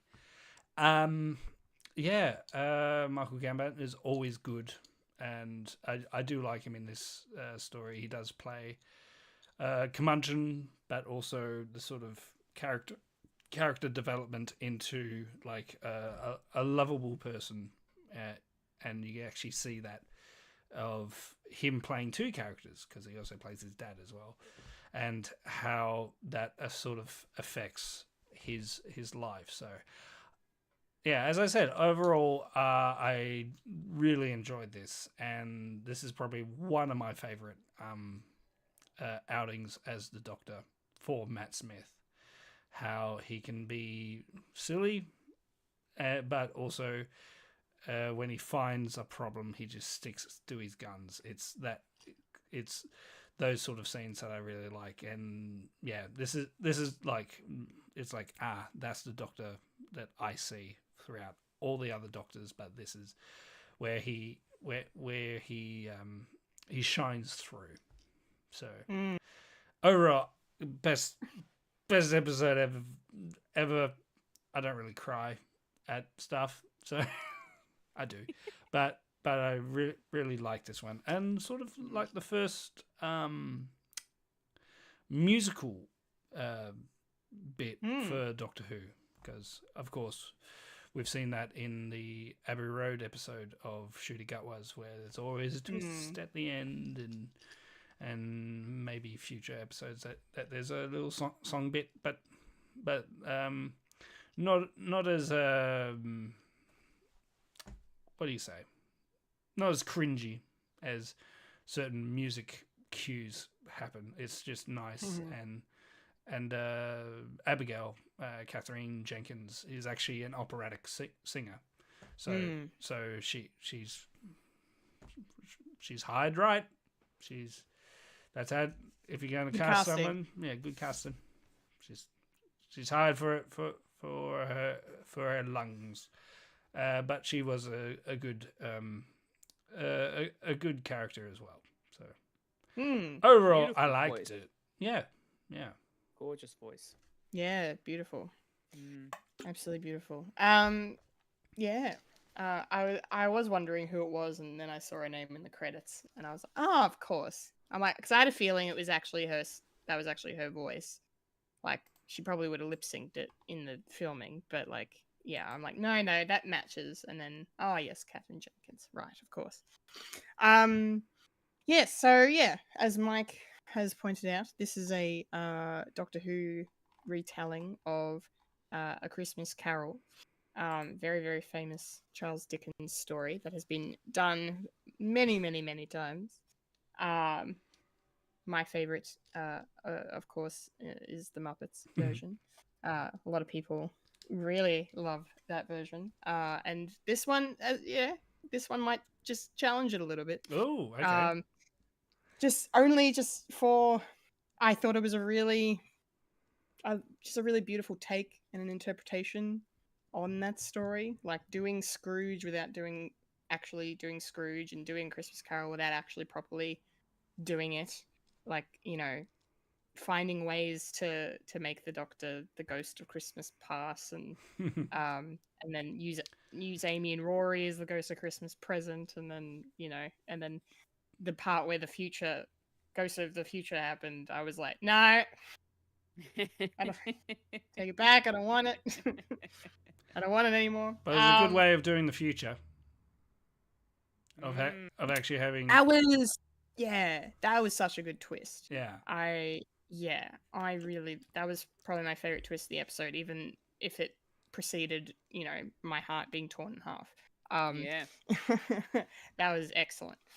But yeah, this story kind of kicks off with, we have Michael Gambon narrating. And yeah, as you said, Mike, as well, he's very much a curmudgeon old man who has a very cold heart and does not really care about anybody. And he's happy to lord over the world, and his family has control of the sky, which has fish in it for reasons, and that's fine. It's Doctor Who. Yeah. Um, Some of the reasons why I'm more forgiving for space babies, because weird shit like this. yeah, fair call. That's very fair. Yeah. So, but yeah, basically, there's a ship that's gonna crash into the planet, and Amy and Rory are on it. And there's 4,003 souls on board, and they're all gonna die. And Michael Gambon's character, Kazran Sardik, does not give a crap. And then the Doctor, intervenes and just, I really loved this opening scene with the Doctor. I just have to say, like Mike, you already talked about how well Matt Smith kind of did the Doctor in this episode. Like, he's written very well, but then also he very much just felt for me like he was just encompassing everything that makes the Doctor, and it's just great to watch. But the fucking speed of this man delivering this dialogue, and he just keeps going. Like, I'm waiting for Kazran to come in and be like, sorry, who are you? Like, like butting in, and then he just doesn't. He just talks and just keeps going. I just and I like the scene with I forget the word now, which is funny, but when the Doctor's trying to stop the machine, do the thing so the ship can land, and Kazran's just like, no, it's this kind of machine, so you can't. And he's like, no, it's not. I'm like, yeah, it is. Like, you can't. That whole thing. And he's like, oh no, actually, it is this kind of machine. Ismomorphic. Ismomorphic, or what? Yeah. That was cool. Word. It's fine. It's fine. It's totally fine. Yeah, I really liked that. Like, this whole introduction scene to, like, the setup for the episode was really good. And the moment that the Doctor kind of realizes that to save everyone, he has to go back and change things for Kazran.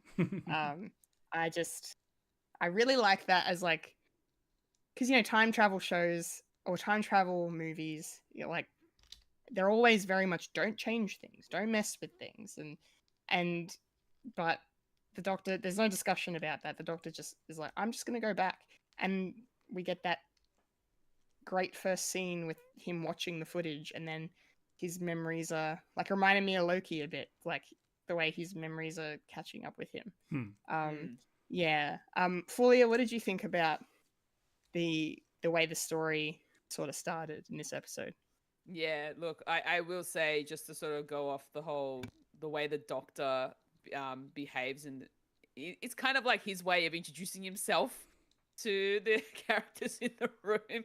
His brain, the Doctor's brain, is going a million miles a second. So that's just he's like, whatever's going on up there that's the way he speaks as well. Which is, I'm like, all right, that I'm okay with this. This is what the character is. It's the way that it's their personality. They just talk a lot and at a very high speed. ADD. Yeah, exactly. So yeah, this opening is really interesting. To see that, Kazran just does not give a shit about anyone's lives apart from his own.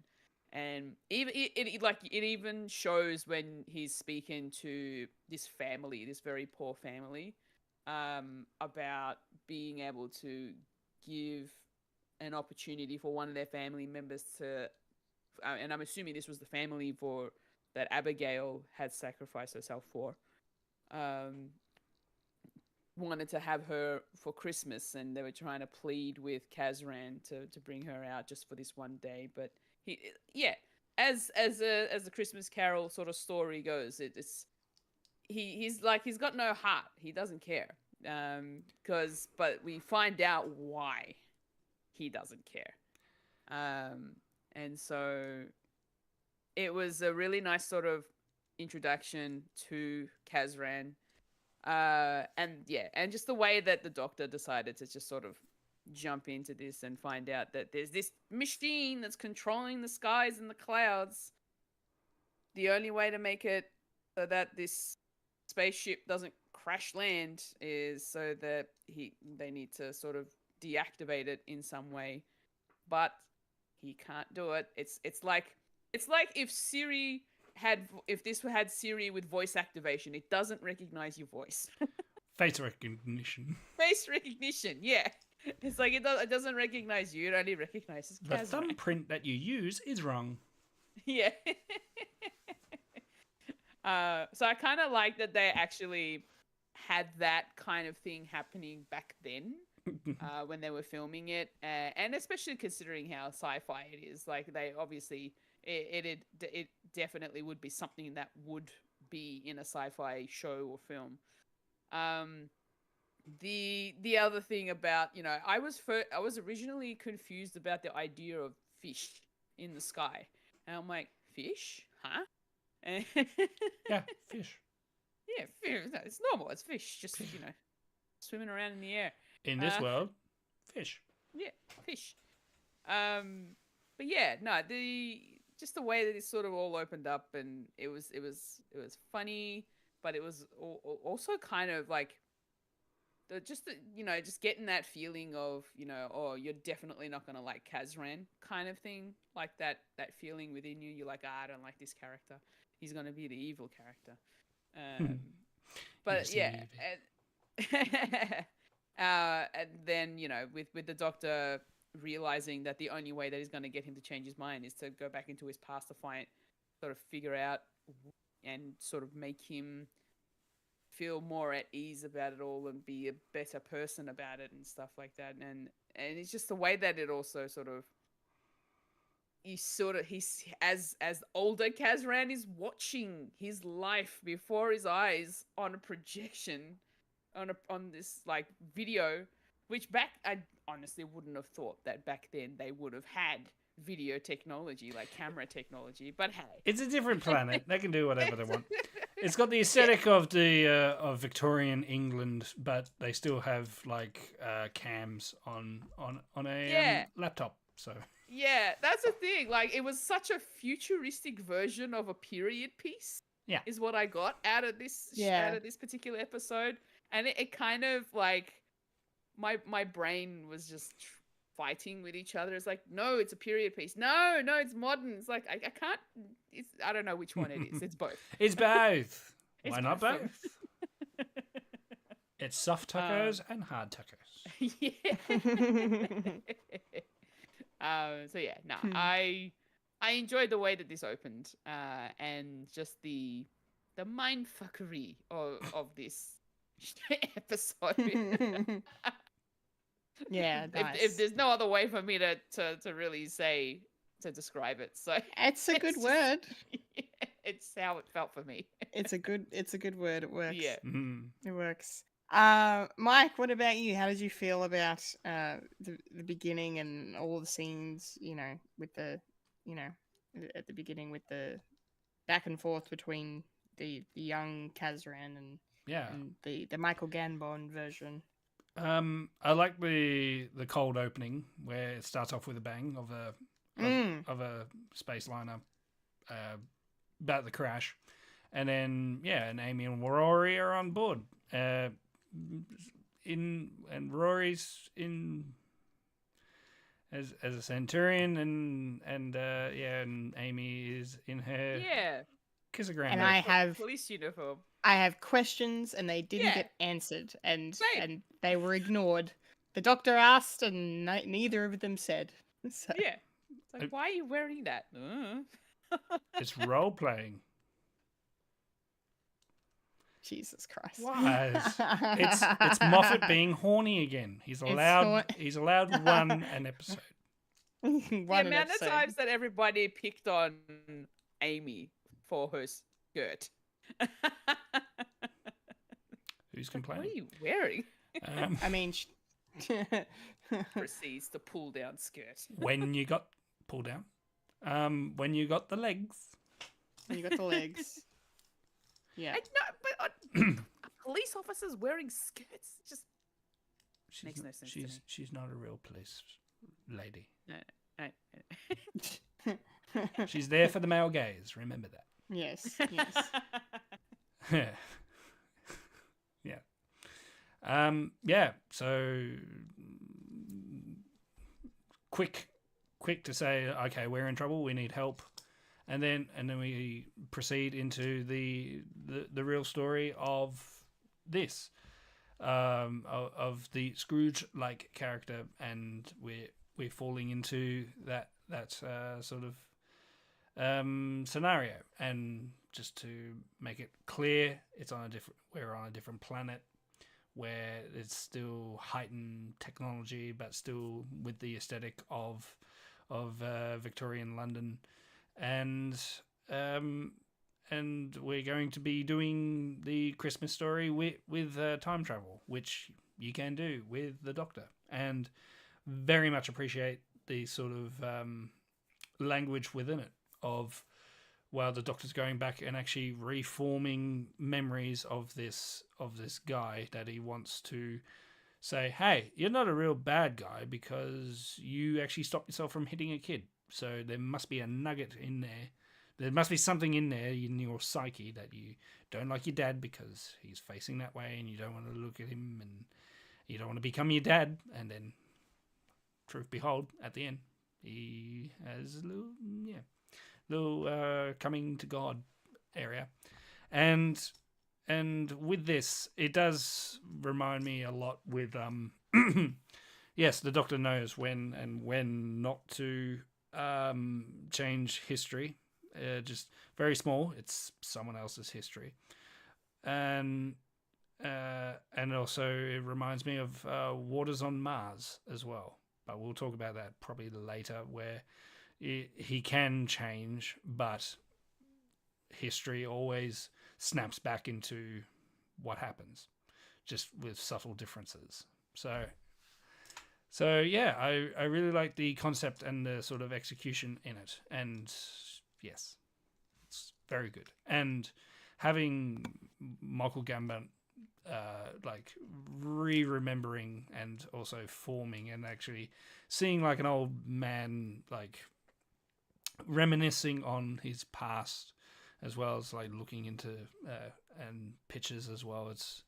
It's really touching, and it's actually good for a Christmas story as well. It's like we remember the good times of having a Christmas, and he didn't really and growing up he didn't really have a good Christmas because he didn't really have a good relationship with his dad.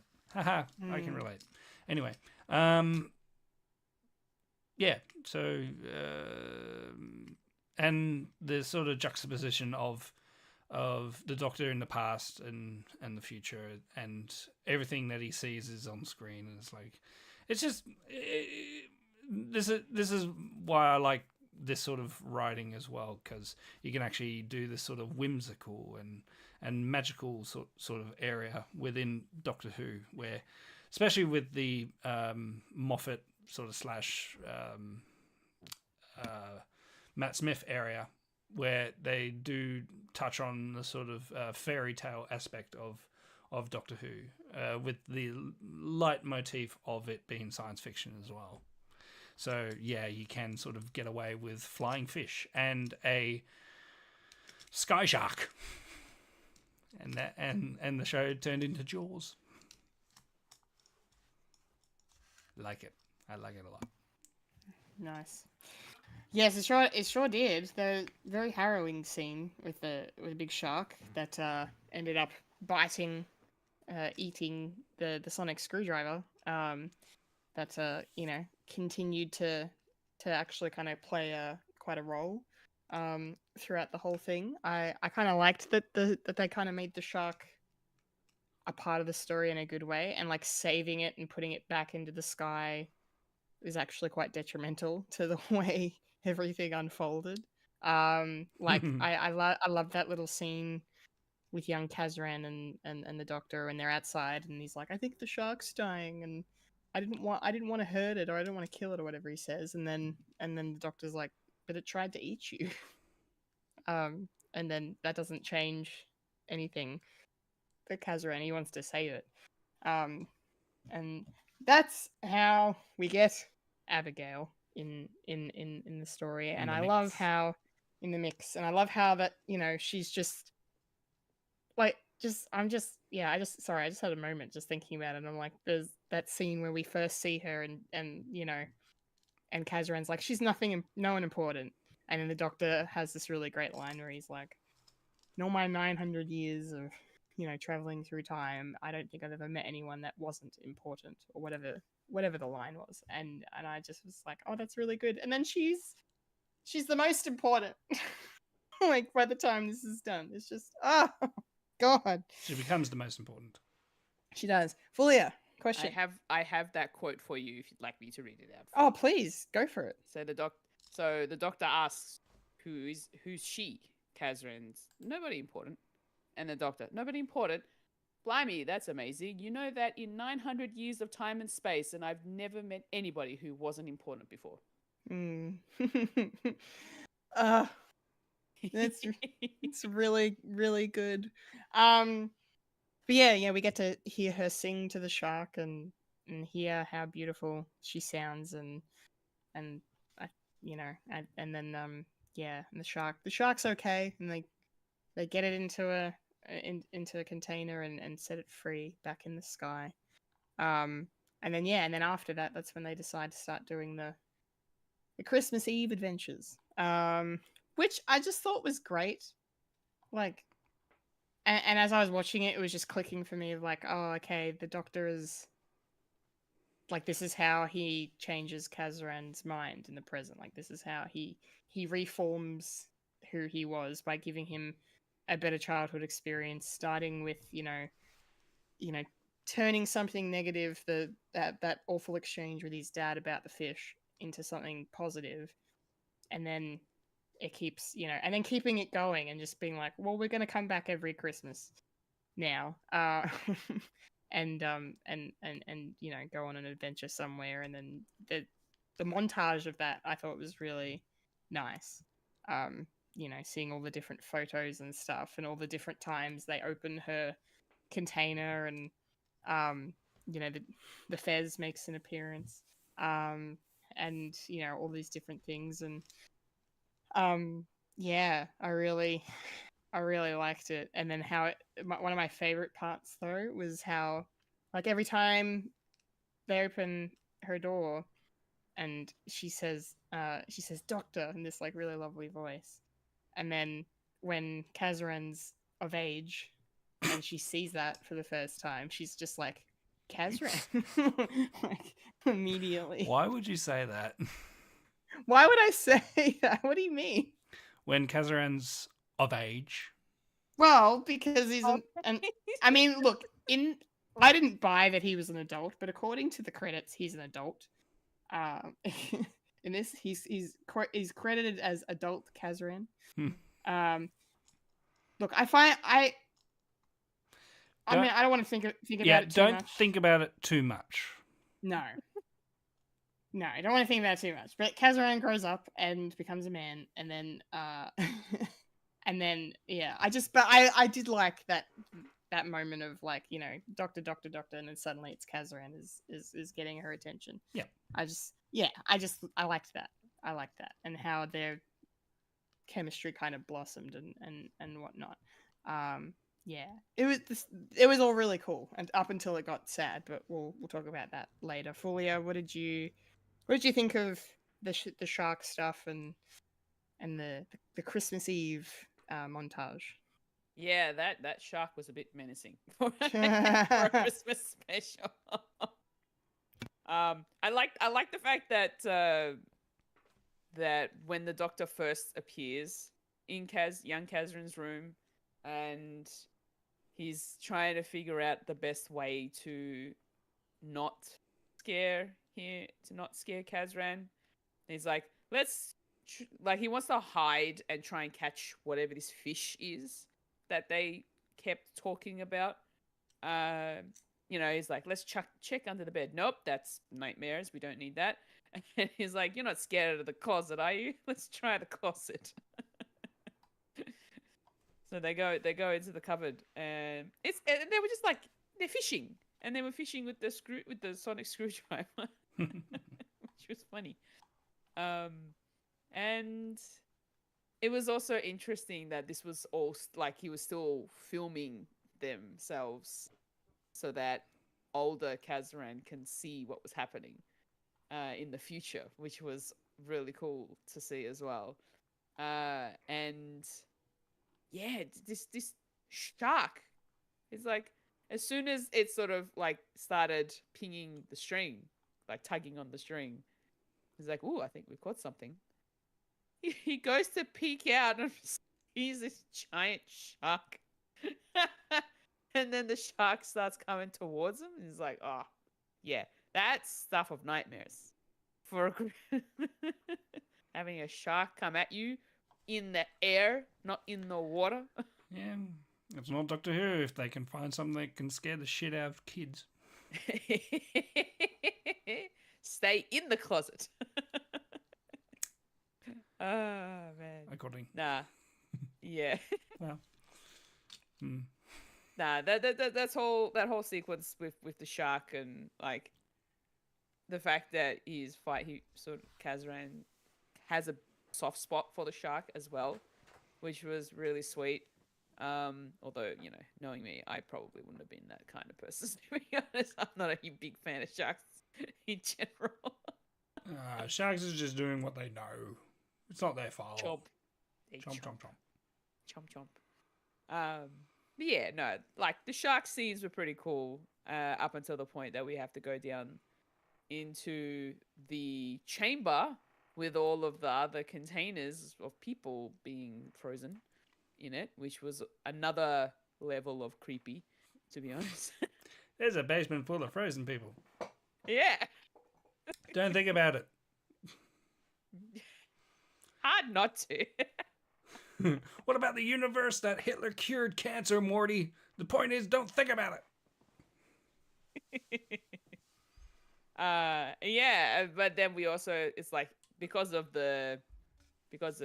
a giant freezer, all this fog along the bottom, like on the floor, and the shark is swimming through it.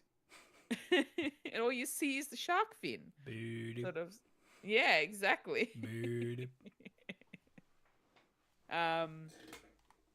Yeah, that was a little terrifying, to say the least. Especially for little Kazran, who's trying to hide from this shark, but then the shark's like behind him, and yeah, that's the stuff of nightmares for me. But yeah, no, the introduction to Abigail, and then the montage that we get, where every year she comes out for Christmas Eve. They have their little fun and adventures. They went everywhere around the whole world. They even came to Australia. Sydney, of all places. Iconic. Freaking Sydney. Never in Melbourne. Never anywhere. It's never anywhere else in Australia. It's always Sydney. Oh, well, didn't they do Uluru? Okay, that's another iconic one. But other than those two, yeah, that's it. They're the only two. But yeah, so they have their adventures, they have their fun, and it was really cool. And yeah, I agree with Kendall with the whole, when Kazran is a bit older, and a bit more, handsome as well for a young man. Look at you. And then Abigail just all of a sudden has attention to Kazran. Yeah, it was good. I really enjoyed that kind of like that montage of them sort of spending their Christmas Eves together until we get to second last one. Yeah. Yes, we'll get there shortly. Mike? Yes. How did you feel about all the the montage and the shark and all that stuff. I like the montage. I like sharks. and yeah, and riding through town on a rickshaw pulled by a flying shark. Man, I love Doctor Who. It's absolutely insane. I love it. Yeah, and the montage of each Christmas Eve, and just the gradual passing of time. And where Abigail, according to her, it's like she's spending like a whole week of Christmas, which would be nice. That would be nice to spend the remainder of your week as just celebrating Christmas.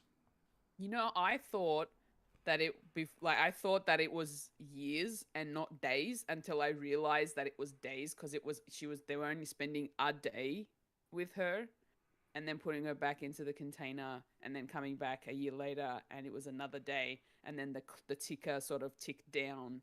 Yeah. Because it was a day gone. Mm. I didn't realize until like maybe halfway through that. I was like, oh wait, it's days, not years. For her, yeah. Yeah. You're not thinking fourth dimensionally. Yeah. Yeah, I didn't pick up on that either. I literally just thought, I was like, okay, it's counting down the amount of like years or something. I didn't realize it was actually counting down days she had left.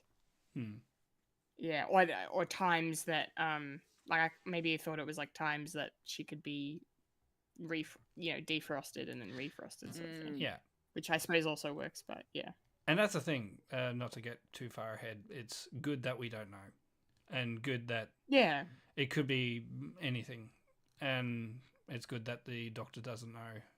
Otherwise, he would be spending more time trying to work out a solution for that. But yeah, I think the overall message is spend time with Christmas. When you're spending time at Christmas with your loved ones, make sure it's a good one, because you never know if it might be the last one. Yeah, make the most of it, essentially. Yeah. Which is sort of sorrowing and touching, and just just enjoy your time, because fucking hell, it's Christmas. Yeah, I did enjoy the montage. What was I talking about? You're muted. Sorry. I swear to God, I pressed the fucking button. You did, but you muted yourself. I muted myself. Oh, we're doing well. Yeah, no, there's the montage and the sharks and the shark, and then I think you talked about pretty much everything. Yeah, but not everything. No, because we still got more to talk about. Still got the heartbreak. Still got the heartbreak, which we're going to get into. Instead of a terrible childhood that the Doctor saved from, he gave heartbreak. Yeah. I liked that. I liked that a lot.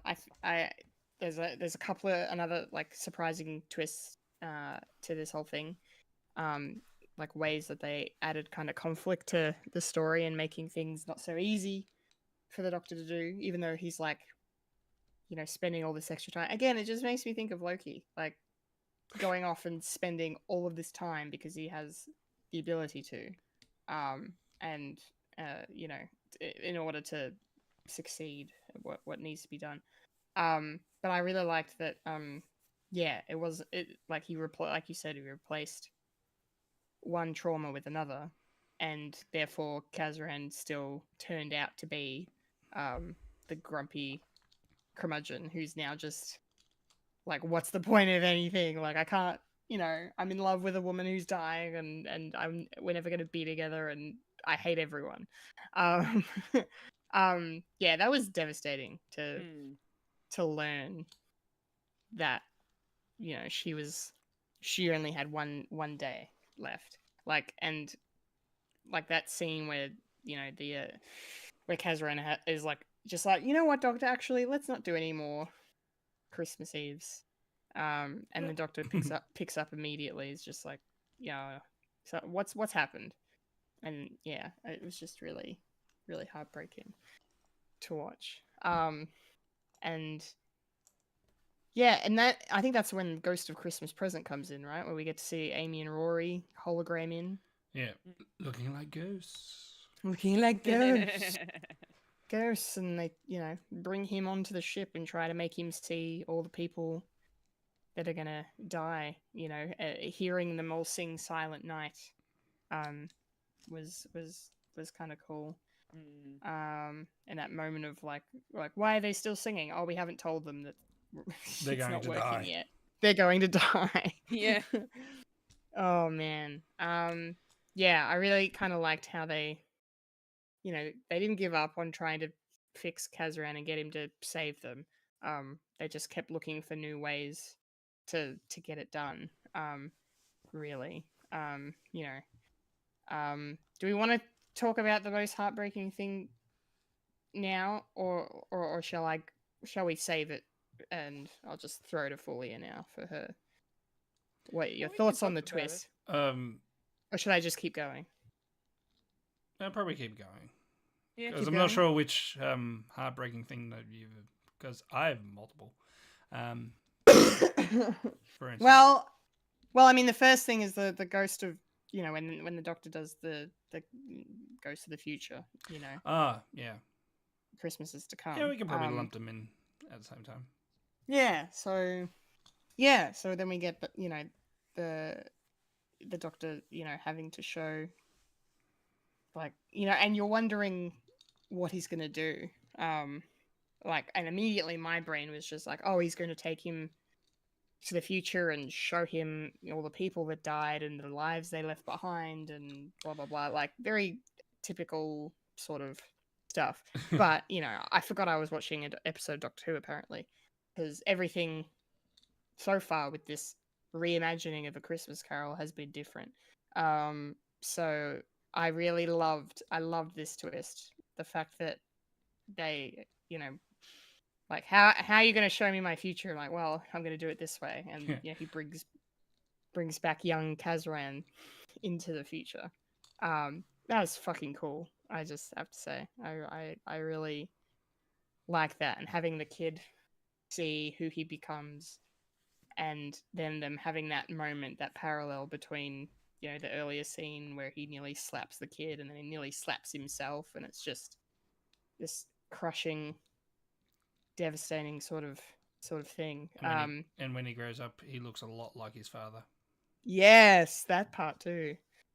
Yeah, the fact they had Michael Gambon play his dad as well as himself, and all of that adds stuff into it. So yeah. Fulya, what did you think about all this stuff? The Ghost of Christmas Present and Christmas is to come. Oh. Yeah. It was definitely very sort of heartbreaking, to have him be projected into the spaceship that's trying to land but can't, and it's about to crash land instead. And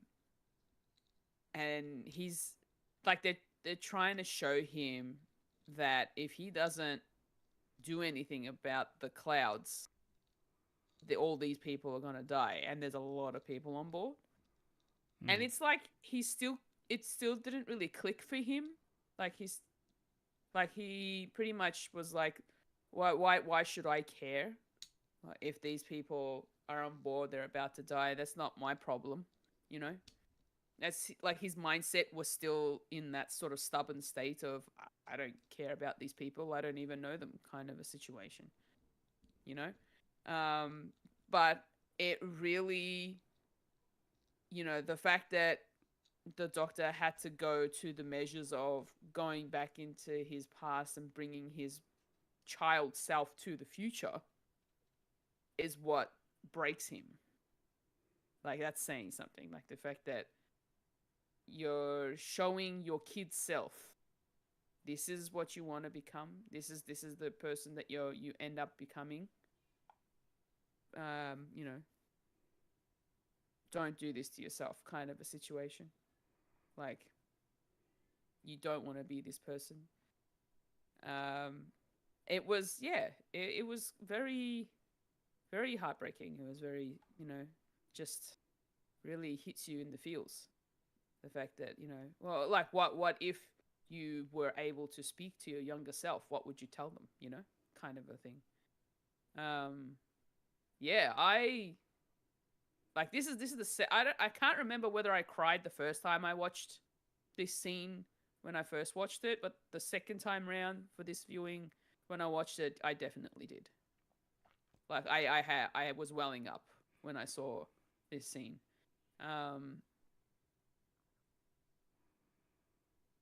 So yeah, it was very emotional to watch through that, because it also, it sort of hits you as well in a way.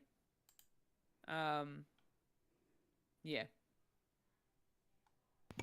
Yeah, that's true. That's true. Mike, what about you? The present and the future. The present and the future. It's all three of them. The past, the present, and the future. I did enjoy the sort of different takes of the representation of both.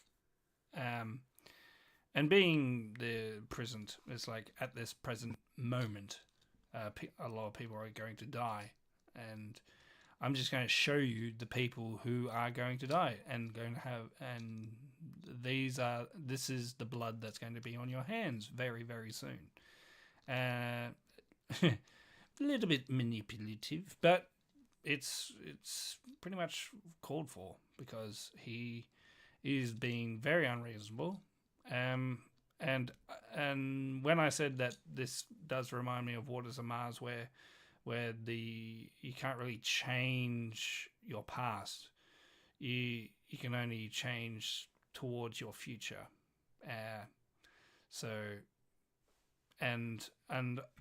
I really enjoyed the sort of the different take of having, instead of a ghost of future, and actually showing him in the story of the original Dickens story, of showing his grave and no one's there, no one cares.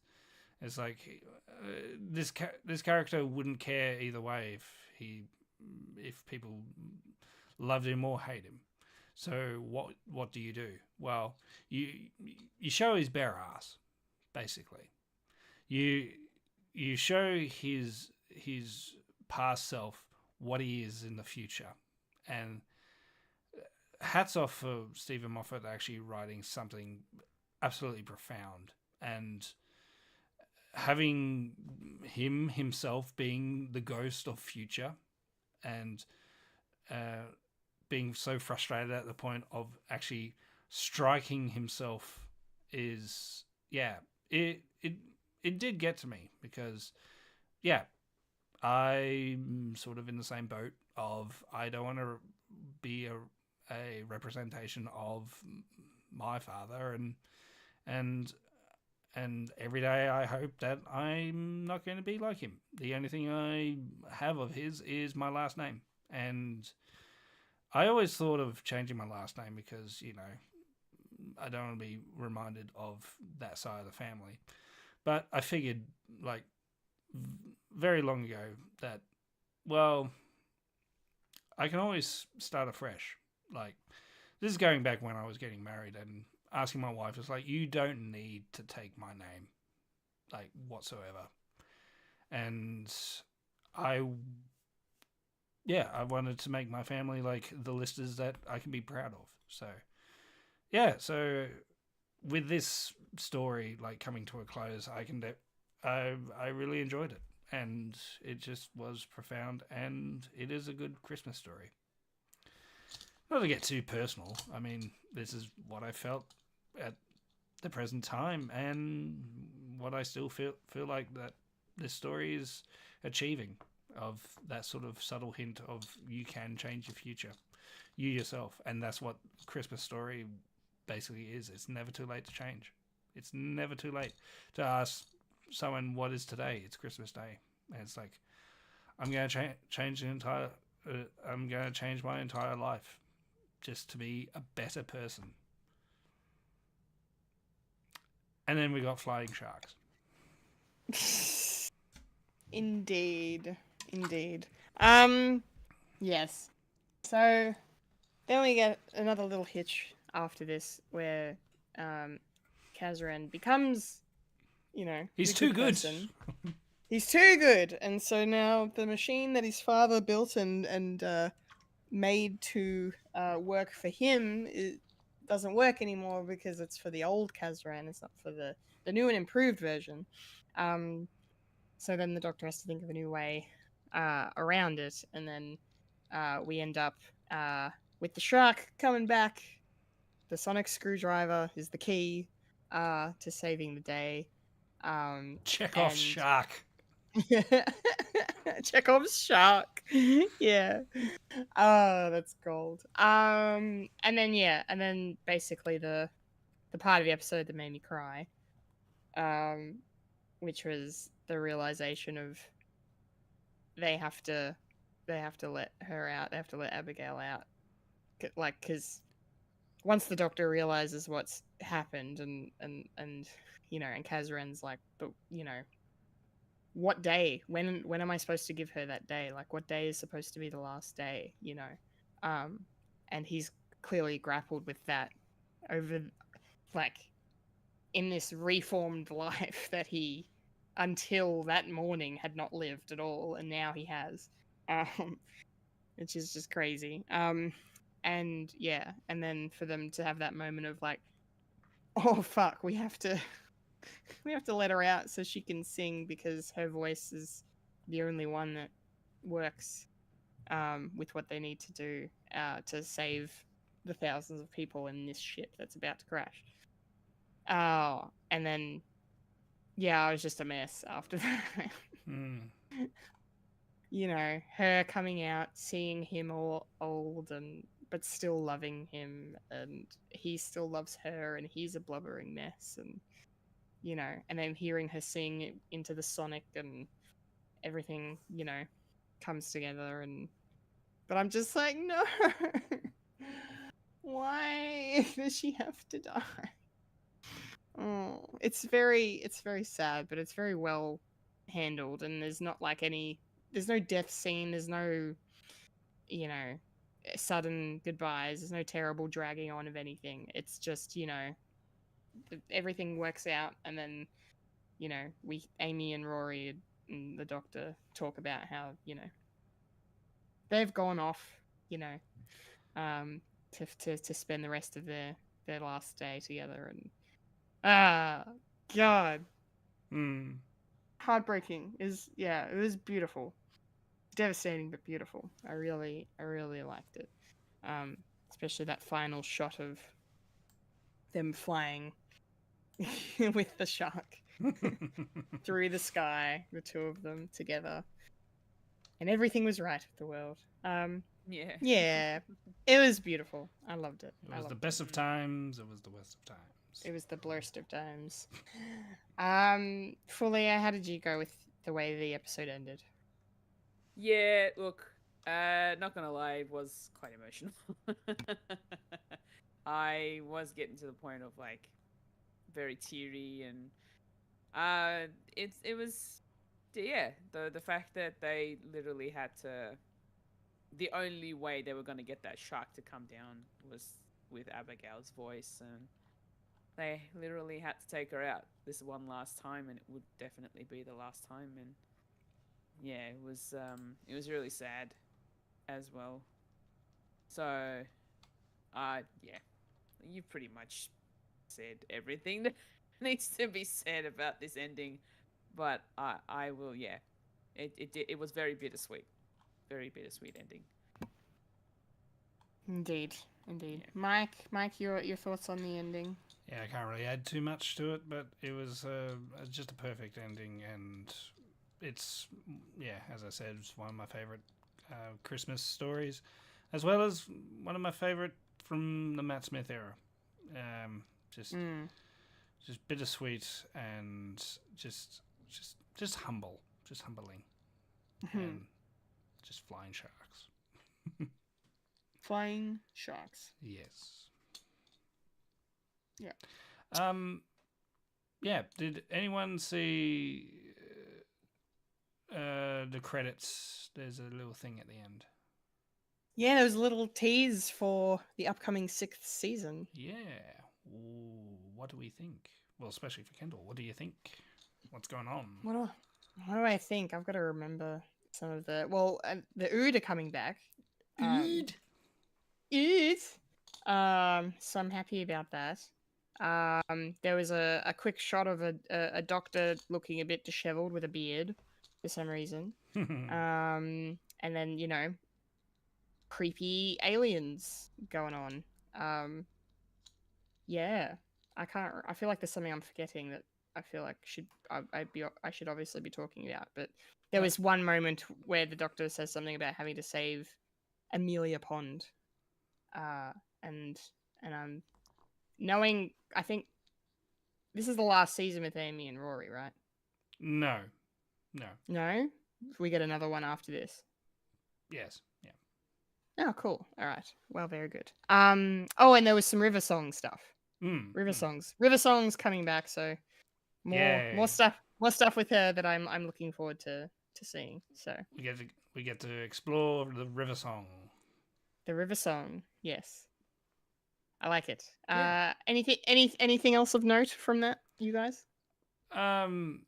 Yeah, it just reminded me. It's like, yeah, I know season 5 that we just saw. No, season 4. Yeah, 5. Yeah, I remember a lot more of season 5 than I do of 6. I was like, well, it's a good thing I'm rewatching them again, so I can remember, because this is about the time where I sort of almost fell off for a bit. It's like, yeah, I'll get around to it. It's fine, I guess. But I'm coming around. It's legitimate. It's yeah. It's a good one. Yeah, I'm looking forward to it. Yeah. I am looking forward to it. Yes. Fulya. Any thoughts on the little tease for season 6? What do you remember of season 6? I remember some stuff. Not a lot though. Same. Yeah. I remember the alien looking things from Day of the Moon. That one was interesting. Yeah, silence. The Cool. silence. And Silence. yeah, and coming up the easiest cosplay you can do is coming up. All you need is a Sharpie. Oh yeah, I saw Amy and River with like writing on them and stuff. And that has me intrigued. Tallies 1, 2, 3, 4 / Yeah. 1, 2, 3, 4 / Oh. Yeah. The easiest cosplay you can do. Yeah, What are they counting? Yeah. Oh, I am excited and also terrified because it didn't look fun. No. No, I think you enjoy. I think you enjoy them. Or good. Whatever it is.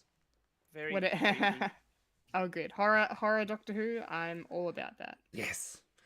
And they go to America. Err. Yeah, not just like filming in London and Cardiff, filming in the UK and making it look like America. No, they actually go to America. They film, Yeah, I was gonna say. they film on location. Yeah, some of that scenery is definitely only America. They could film that in. So. La la la la la America. Nice. All right. I think we might wrap it up there, shall we? Those are our thoughts on the end of season 5 Christmas special, A Christmas Carol. I really enjoyed this one. One for the books, definitely. I also enjoyed discussing it with you lovely people. Yeah. So, Will it be That on was the a good time. rotation to watch at Christmas? Oh, you don't watch Christmas shit, do you? not really, but maybe I might watch this again at Christmas. Just because it was just really nice and wholesome. Yeah, it was cool. But yeah, Hope you guys enjoyed that. That was Popcorn Culture. Talking Who. Dorkin who? Hey, Dorkin who? Which means now that's the show. We're done. We're out here. No more show. No more. A 1, a 2, a 3. And that that was a podcast called Fred. Remember to follow us on Facebook, Instagram, and Twitter for the latest Fred content. If you like to listen to Fred the Alien, you can find us on SoundCloud, Spotify, or Apple Podcasts. If you'd like to watch Fred the Alien, you can head over to youtube.com/Fred the Alien Productions. And if you're watching us right now, make sure to like the video, subscribe to the channel if you haven't already, and hit the bell icon to be notified of future content just like this one. If you're watching us live over on Twitch, make sure to give us a follow on the way out, twitch.tv/Fred the Alien Twitch. Yes, I've been a Kendall Richardson. I've been a Fulya and And I've been the second reincarnation of a Michael Lister. And you just experienced a podcast called Fred. Transition. Remember to eat beef. Remember, Freddy lives, Loki dies, the Doctor is in, and flying sharks taste nice. All you need is some chips, bit of flake, flying at you. Flying flakes. You can get some crisps and talk about boys. Yeah, crisps. Crisps to talk about girls. We're talking about girls. Remember to look after yourself and your mental health, everyone. Yes, please do. Thanks for watching. Thanks for listening. Laters, Gators. And see